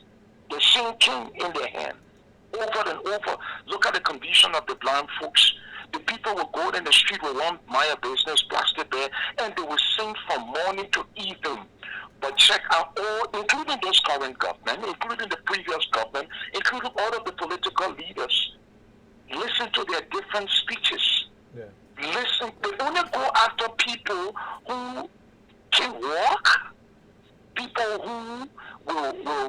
to the different parties headquarters and hold placard. What about the blind people? What about the blind people? That's why my ministry, we have made it our business. I talk to my friends on Facebook and different places. I said, look, I'm partnering a partnership with some group of blind folks in Liberia. Quite recently, a guy from CDC, he lives in Korea. The guys were on a radio show, they were talking, and there was this argument about something. And I just picked up the phone and I called. And I said, gentlemen, I said something that touched that guy's heart. And he's from the township of Gardner. And the guy said, Jerome, you know, Mr. Cummings, I follow you. On behalf of this radio station and myself and my family, will donate 10 bags of rice to your organization to give it to those blind folks. Quite recently, when we gave the 10 bags of rice and few other things, including 10,000 Liberian dollars, it was a sister that I prayed for. She said, man of God, what can I do for you? I said, no, not me as an individual. I want you to do something for some people. Do something for some people. Look at the amount of money we collect for protests and the amount of things we do, and the advocacy, all these things. What about the people living with disability? Yes, and they're feeding it more than anything. And you know, I'm telling you, this is something. And Mr. Cummings, you will not believe it, but some of the people who can see and who are not disability, some of the people who completely consider disability are more smarter and got more talent and can do the work better than even those who you think they're normal. You know? Yeah. And in this country, I tell people, in this country, there's nobody being left behind. There's place for everybody. I don't see why you will have certain people feel that they are human and the rest are not. You know? The gentleman sitting next to me, just by meeting him, I don't want to let him go because you will not believe, he inspired me. Just meeting this guy inspired me. But you see how the man has a retentive memory. I'm telling From you. my voice, he can remember. Listen. That is, I've been out of Liberia almost 9 years, but he still remember that I was on the radio. Let me tell you something. Let me tell you this. I met the man to a cocoa. I hugged him and I happy. I said, listen, I gotta give you. Let me give my number to you. He said, I'm looking for people all over the place, and he said, say the number. And I'm looking at the guy that he's standing with. I'm like, I'm gonna say the number. He said, I said the number. The guy just said the number. I said the number to him. He was leaving. I ran behind him. I gave him my card, my business card. I said, keep the card. He said, my man, I know the number. I said, call the number. He called the number to me. I just standing there looking and I'm shocked. So it's so this is just one person, and you have individuals in Liberia who are very sound. They can do better job than even the ones that you think that know it all, and we're leaving them behind. It's sad. It's just sad. If our political leaders were smart, and I know some of the people listening and say, well, it tends to be like we're trying to look down on them. No, if they were smart, they will absorb people living with disability in their offices, at their party headquarters, because they come from a constituency too. They belong to a constituency. But you know what? People claim on the radio and television, and the advocacy is only about, okay, let's look at the president. Then we have legislators who go to the Capitol building. They cannot enact laws to affect or to improve in fact, they are the worst people, because the first thing is that they have the power. They're making the president to look that he's powerful because they give the president whatever he wants. If the president, if the president, they are there to checkmate the president, but they are dancing. Can you imagine legislator dancing with the president to party headquarters? Can you imagine that? Even down to the judiciary. The judiciary, the executive now tells the judiciary what to do. See what happened in the Yega Koluba case back home. See what happening. It is the executive now dictating to the judiciary in that case what to do. Yeah, unfortunately, it's about time. Mr. Cummings, we want to say thank you for coming on. And thank you so much. And Noazao, we want to say thank you too for coming on. Finally, in my parting comment. Yeah. I want to also thank you very much for this great invite. Okay. And anytime I come to the United States, I can't wait to come back on this platform. I want to partner with you because I'm in Liberia. I know I will always come back to the United States. Yeah. It's a place to be. Yeah. now, again, I want to thank you all. I watching. wish I will one day come back here to have a study. Yeah. Really, I really want to, get school and, educated in the US here. I think it will be a very good And one. I just want the audience to know that Noah was asking if there's anybody on there who want to help him out with a checkup, medical checkup. Yeah, a medical He's checkup, waiting really. For, yeah, he needs Yeah, to do a medical checkup. I want to have a medical checkup. Yeah, so if you're out there and you know any means that you can help out, call the number on the screen. The number is on the screen, or you can go on Facebook to Messenger and put in Noah Z. Gibson. It will come up. One thing when you call him on that, you're gonna get him. All right, those of you who don't like me, seditions, who wrote your nonsense, I say thank you for watching as well. Just continue to remain in your ignorance until you die, but it will not deter me from, saying the truth that will liberate our country. And I'm returning soon, and I will be more aggressive on your government. Let me let you know. Okay, for change. and we're gonna try our best. When you're in Liberia, we'll see if we can get the our reporters down to the where you're talking about. Thank you. Yeah, we'll have them come there. You can give them a tour, let them see some of the, so our audience can see some of the things that happen in Liberia, in the School of the Blind. Let's see what happening. Let's see how they're living. What happened, because you're talking to people here, people hearing you talking here, but they're not getting the first, picture, the video. It will show. At least people can see exactly what's going on. So I want to say thank you for coming, and we want to say thank you to the audience for coming. We want to say keep watching the Lrtn Radio and Television Network. We got a special election coming up in Philadelphia. Don't make this your first time. Keep coming. We're happy and we love you. Keep watching us. Thanks for coming and we love you. Peace out.